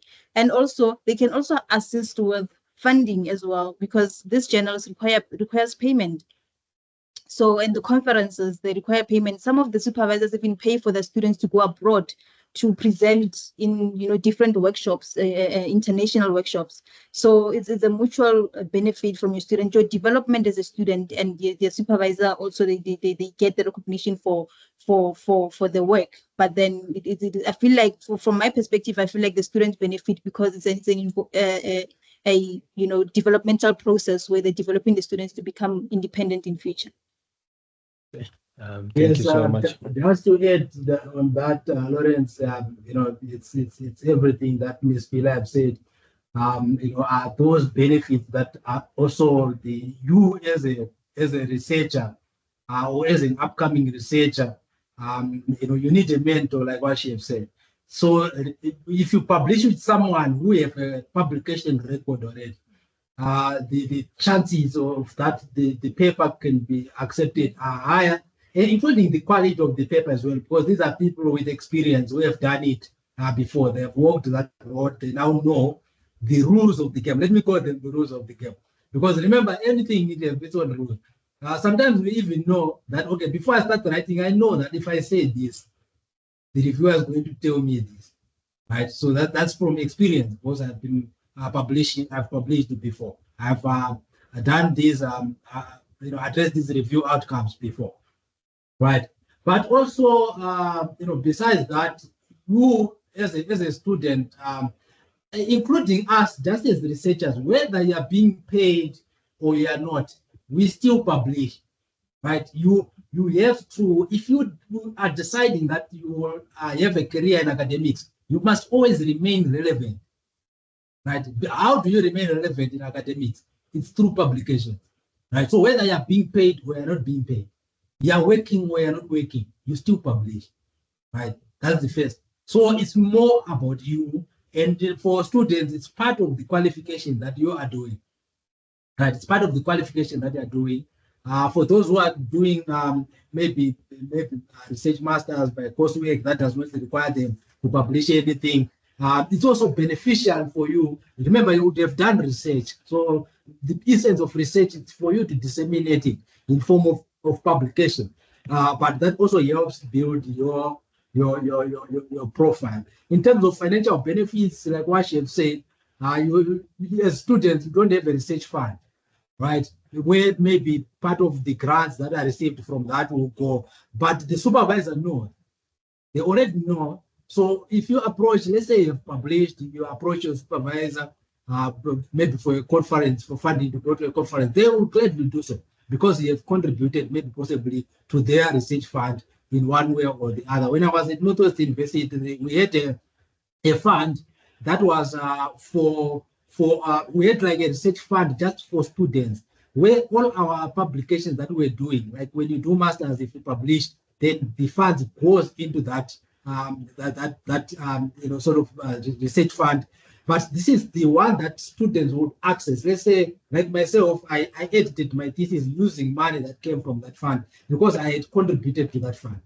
I also went to conferences using funds from that fund because I had contributed to that fund. So there's quite a host of benefits, including just for you to develop as an academic, for career progression and career aspirations.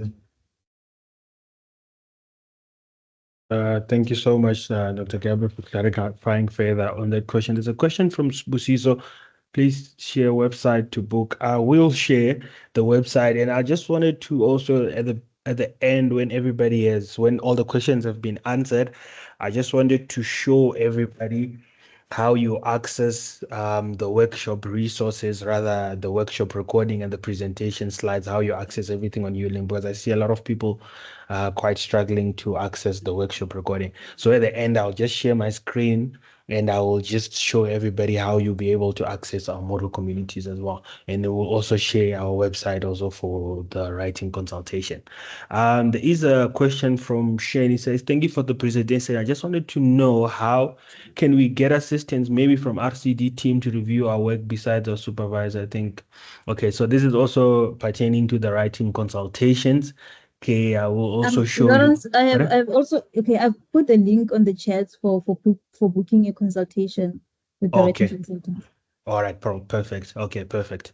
Thank you so much for that. Then the other question from Rusa says, what are the key components to consider in the discussion and conclusion sections? Also, is it acceptable to introduce new literature in the discussion session, or should we strictly rely on the sources already cited in the literature review? Okay, Lawrence, I'll address it in two parts. I'll start just to recite the first part of the question. Okay, what are the key components to consider in the discussions and conclusion sections? Yes. Right. Okay, when you discuss, you are now making sense of the results that you have obtained, right? So this is where you do the triangulation that I've been talking about, triangulating with the literature. You apply your mind. When you are saying triangulating with literature, you are saying you are also evaluating what you have found in the context of what others have found. Right. Let's say a study, there's sort of another study of a similar nature that was done in China. Then I do a study this side in South Africa, but I find conflicting results. Then I'm now, saying, no, the results that I've obtained, they differ from what so and so found in China, right? Where they found that the relationship between these two variables is positive. Right, but then you now go on to apply your mind as well in explaining what could be the possible cause of that difference. Okay, maybe sometimes maybe the data sets that were used were different, or different variables were used as the proxy for the dependent variable. That kind of. So it's when you in the results section, just present the results that you found. This is what I have found, without making any inference from those results. That is what you do in the discussion section. And then also triangulating with literature. You are now applying your mind, as guided also by literature as well, including with your own opinions as well, of maybe possibly what you think. But usually we frame what we think in terms of literature as well, right? So that is the discussion section. And usually also when you're writing in a paper, I've seen the recommendations also being included within the discussion. If you do discussion, I've also done the same before. When I do the discussion, then I include recommendations. I also include limitations as well, because limitations sometimes they relate to the results as well, isn't it? You might have wanted to interview everyone in South Africa, but I could not because I didn't have money, the financial resources, and the capacity to do that. So but you can list that it relates to the data, it relates to the result. Then that forms also part of the discussion section, but which is a section on its own, a subsection under there. But when you write, so recommendations and limitations, but when you write without a discussion section in a paper, I include that in the conclusion. So I'm having result, conclusion, and recommendation. Then I put my after within the conclusion, I conclude. Then I will put sort of a paragraph where maybe paragraph 1 or 2 where I talk about the recommendations. Then I also talk about my limitations. Then recommendations for future research. I make my closing remarks. So the next part of the question, Lawrence. Okay, the next part of the question is it acceptable to introduce new literature in the discussion session, or should we strictly rely on the sources already cited in the literature review?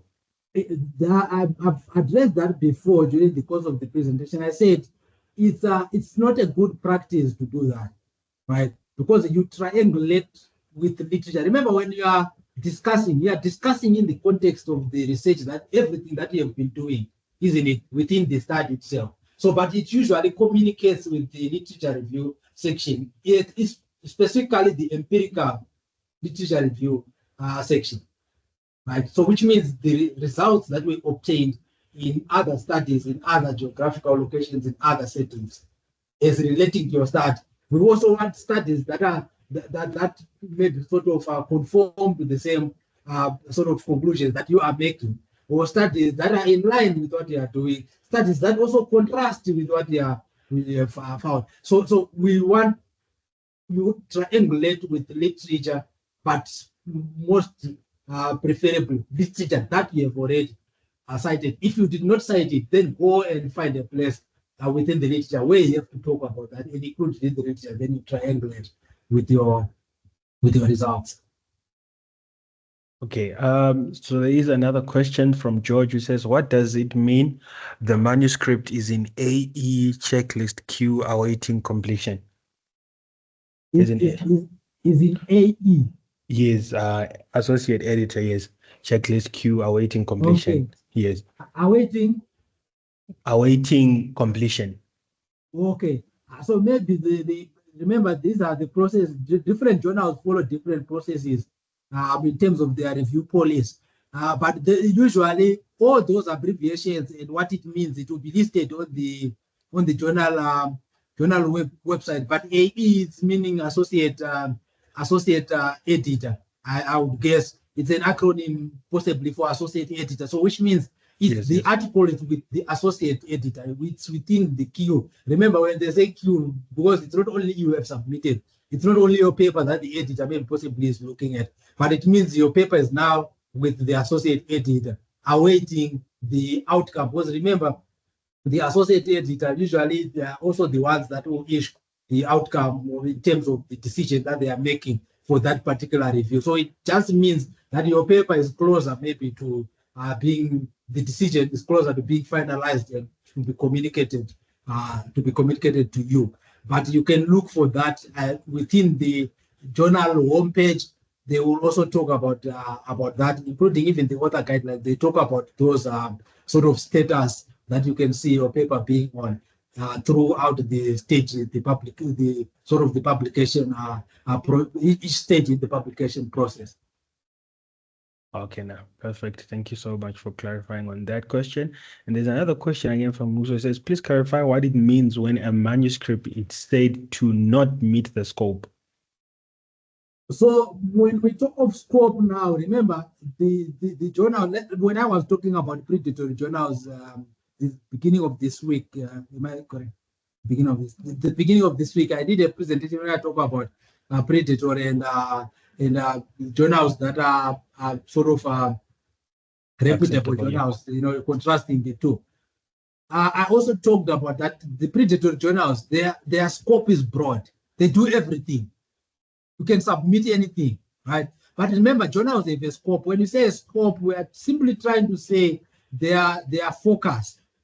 So some journals focus on, okay, let's say it's field already. It's a sort of a demarcating sort of kind of a focus as well, right? There are journals that focus on medicine. There are journals that focus on economics. There are journals that focus on maybe forensic accounting. So which means I cannot submit something that is not forensic accounting to that journal because it's not within its scope.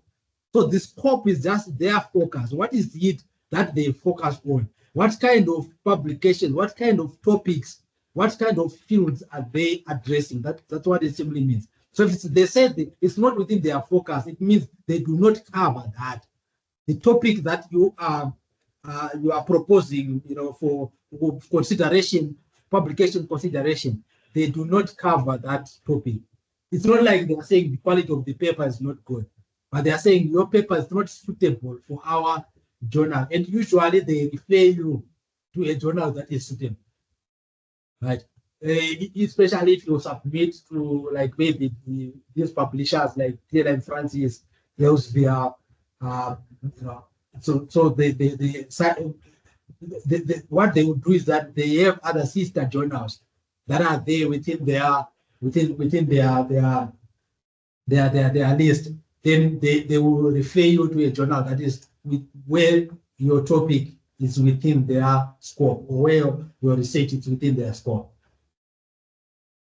Yeah, thank you so much, Dr. Gabriel, for clarifying further on that question. There is another question where Siwati says, what about in cases where I disagree with the reviewer's suggestion? How do I respond adequately without making it seem like I don't value their inputs? Those are the elements that we have already mentioned, where we said it's very important for you to be polite throughout the response process, right?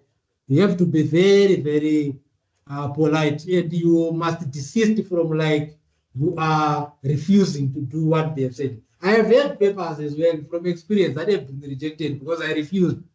I outrightly refused because I got pissed off because it was like 5 times the paper being reviewed and coming back with different reviewers. Then I just had to say what I thought.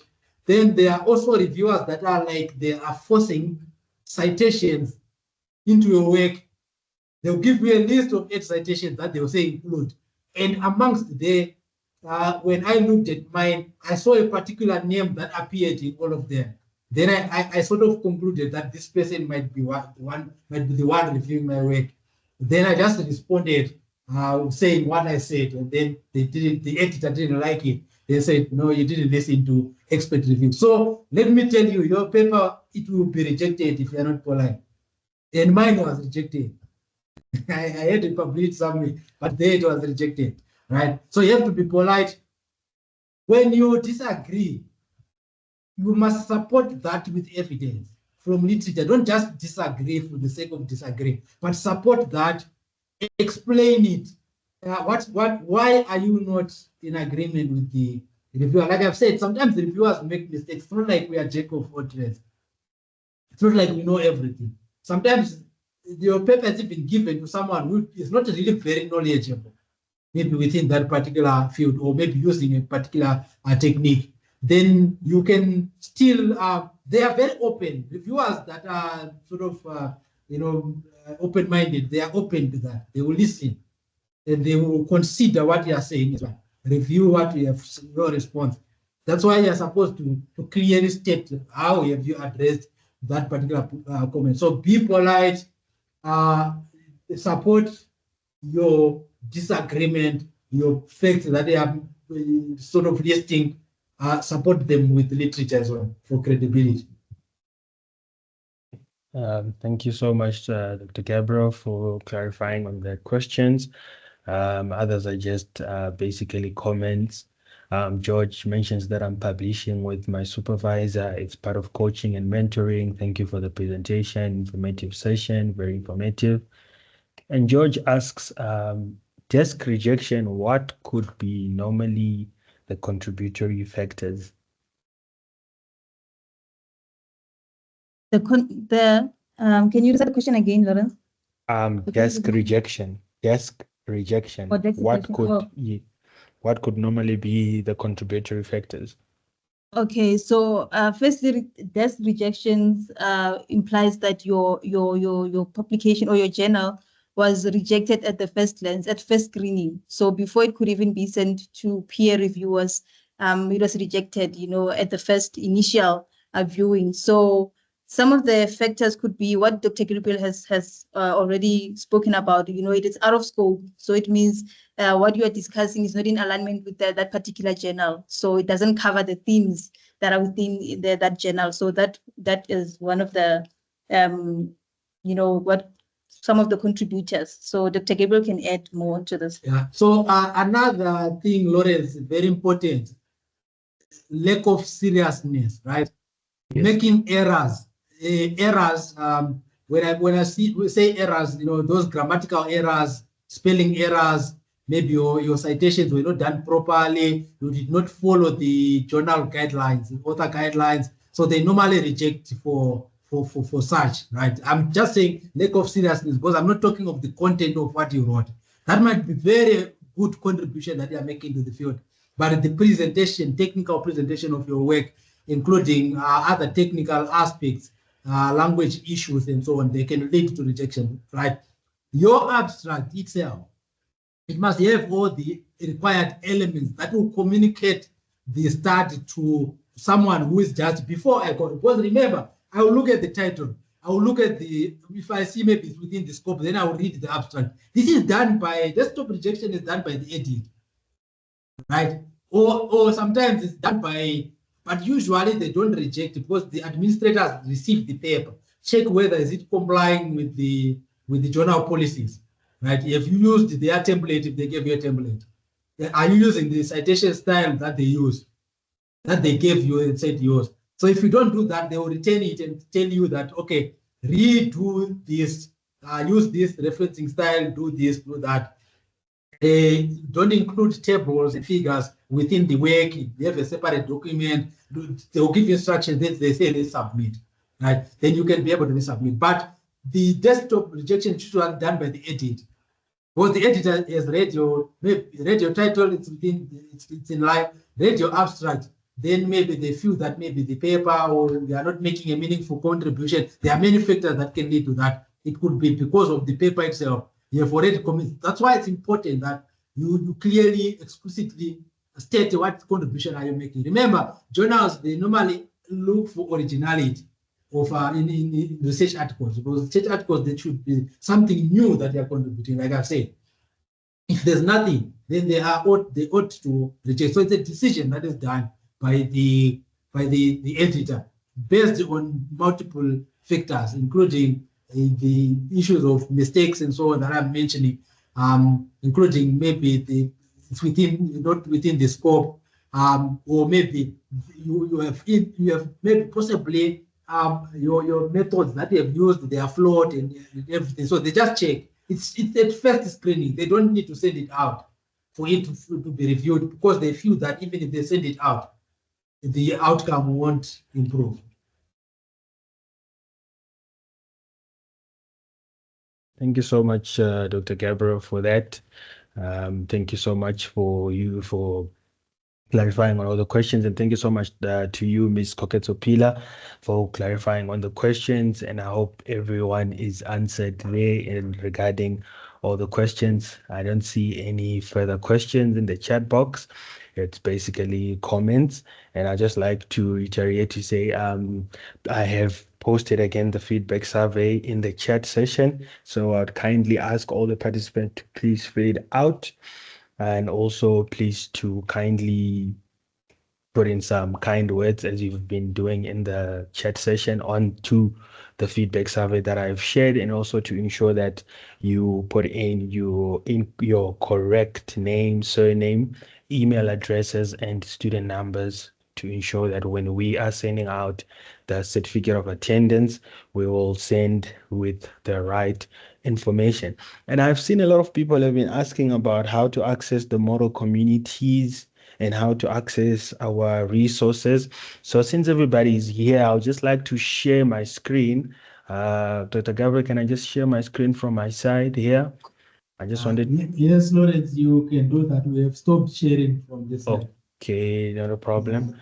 Okay, so I'll just be sharing my screen quickly. Just be showing.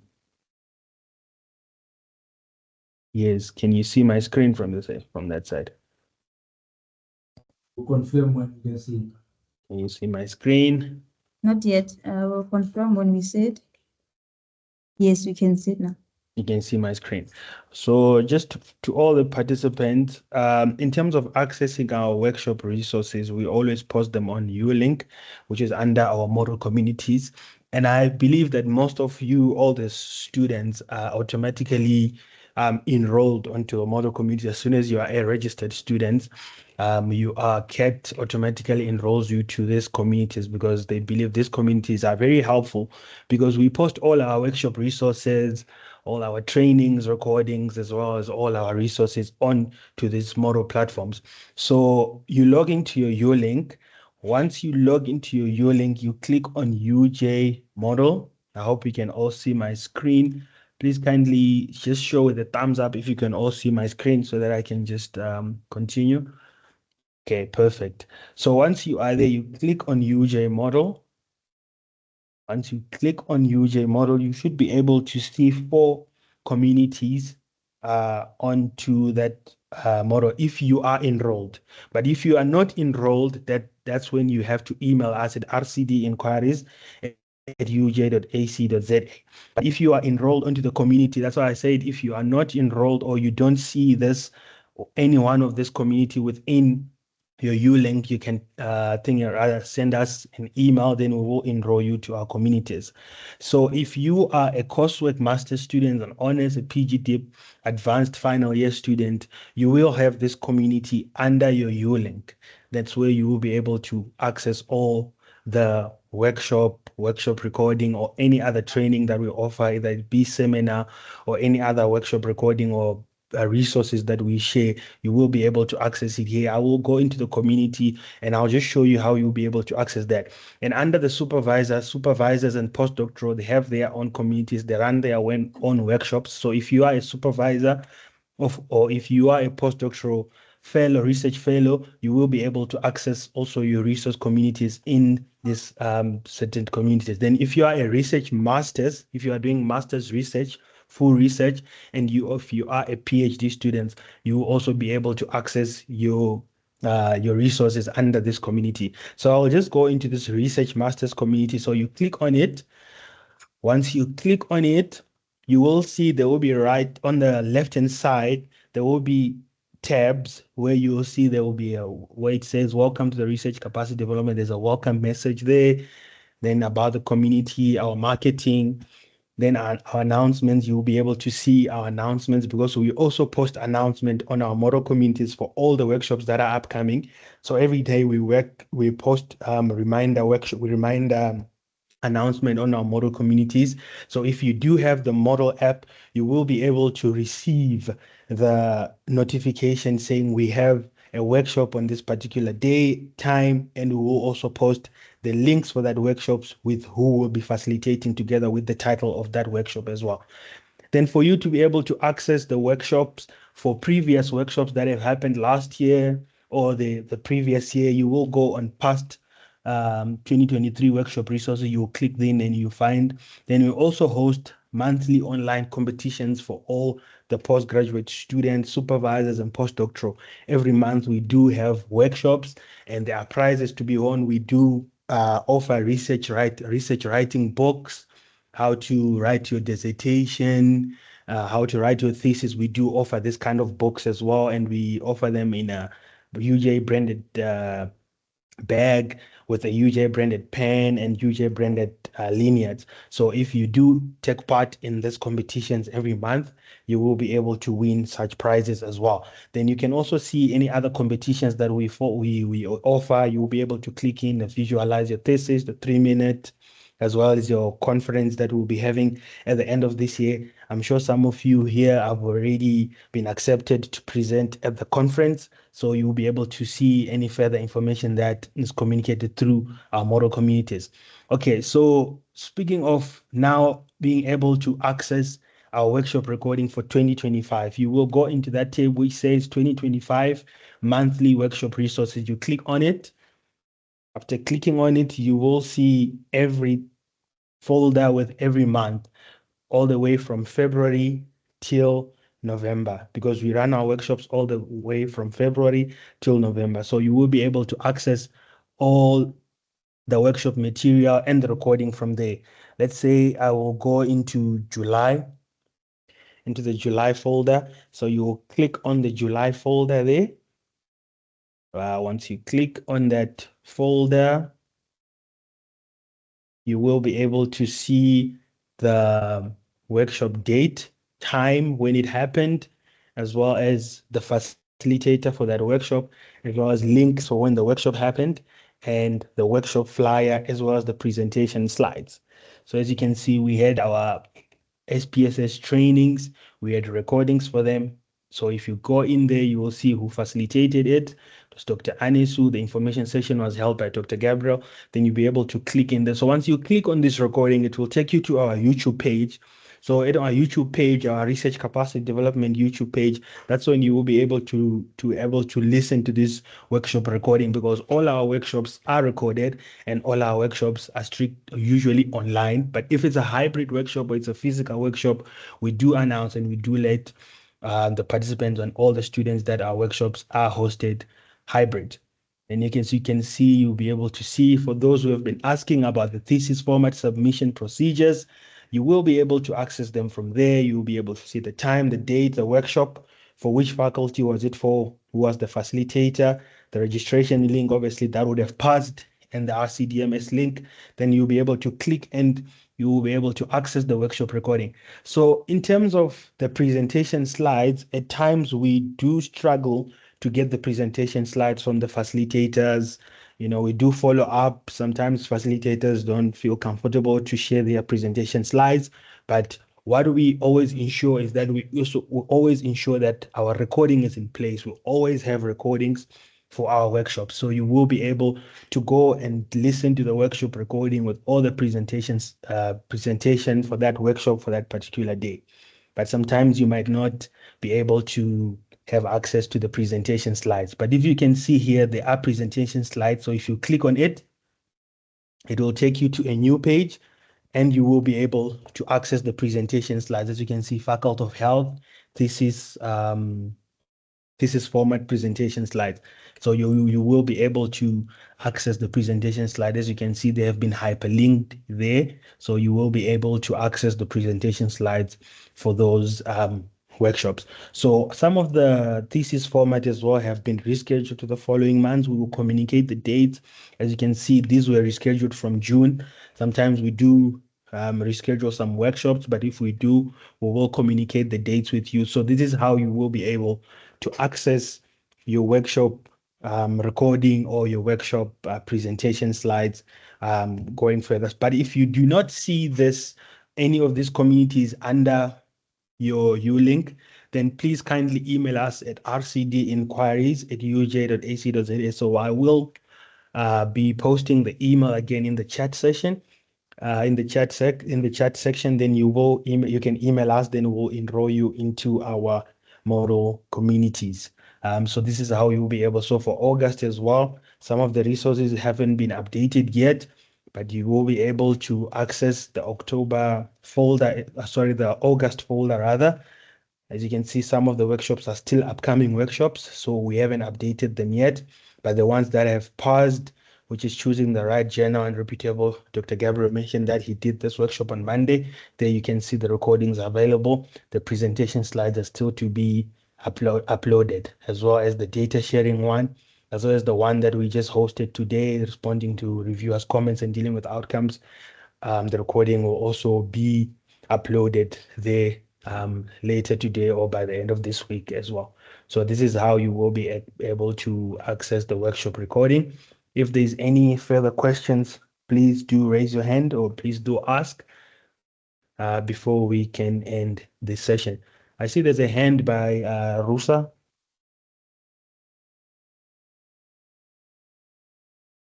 You can unmute your mic and speak. Let me see if your mic is unmuted.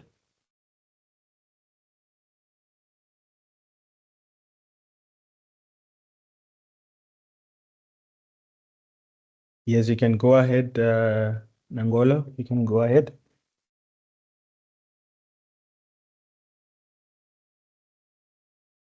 No, sorry, it was an error. Thank you. Understood. I hope everybody has understood how to access our resources.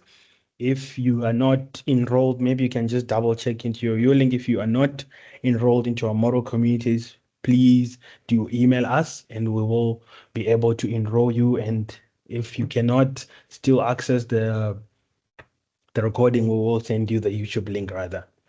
Where can we get the slides? The slides you also be able to get them there, as I've indicated that we do hyperlink the slides as well. As you can see, there was a recording link and the presentation slides. So we do hyperlink the slides as well into our model communities, and you should be able to access them. But if you still do struggle to access the slides or the presentation or the workshop recording, please do email us and we'll be able to assist. Okay, so I have sent again the email address rcdinquiries@uj.ac.za. Yes, so you can just email us if you are struggling or you want the workshop link, the workshop recording link, then we will be able to send it out to you. Okay, Lawrence, noted. can I Yes. just add that Yes. when you send us an email, please also mention the qualification that you are enrolled for. If you're doing master's coursework, mention that you're doing master's coursework. If you're doing PhD, mention that so that we can be able to enroll you into the relevant community for you. Perfect. Thank you so much for clarifying further on that. Yeah, so because our communities are level of study related, so you will be able to, so that we can put you into the right community so that you'll be able to get the presentation slides or whether it's a workshop recording. In that regard, I'd like to thank our facilitators again, Dr. Gabriel Moniera, Ms. Koketo Pila, for such an insightful facilitation rather, on responding to reviewers' comments and dealing with outcome. We really do appreciate your insights on that. And just for the participants, just know that every piece of feedback is a step towards your success. So in that regard, I'd like to thank all the participants again for taking your time to join us for this session. We do have another session again tomorrow at 10 again on manuscript structure and formatting for social sciences. As well, from 10 to 12, we do have another workshop again. We will be sending out reminders as well for that workshop. So please do join us again tomorrow for that workshop, manuscript structure and formatting for the social sciences. So in that regard, thank you so much to you all. Is there anything that you'd like to add there, Dr. Gabriel, Ms. Koketso, before I can end the session? Dr. Gabriel just stepped out for a bit, but on behalf of myself and Dr. Gabriel, just want to thank everyone for joining us today and for the engagement that we had during this presentation. Please do join us again tomorrow. Thank you and have a great day further. Okay, thank you so much again, Ms. Koketso, and thank you to all the participants, and enjoy the rest of your day further. Bye. Thank you. Bye-bye. I'll now be ending the session. Thank you.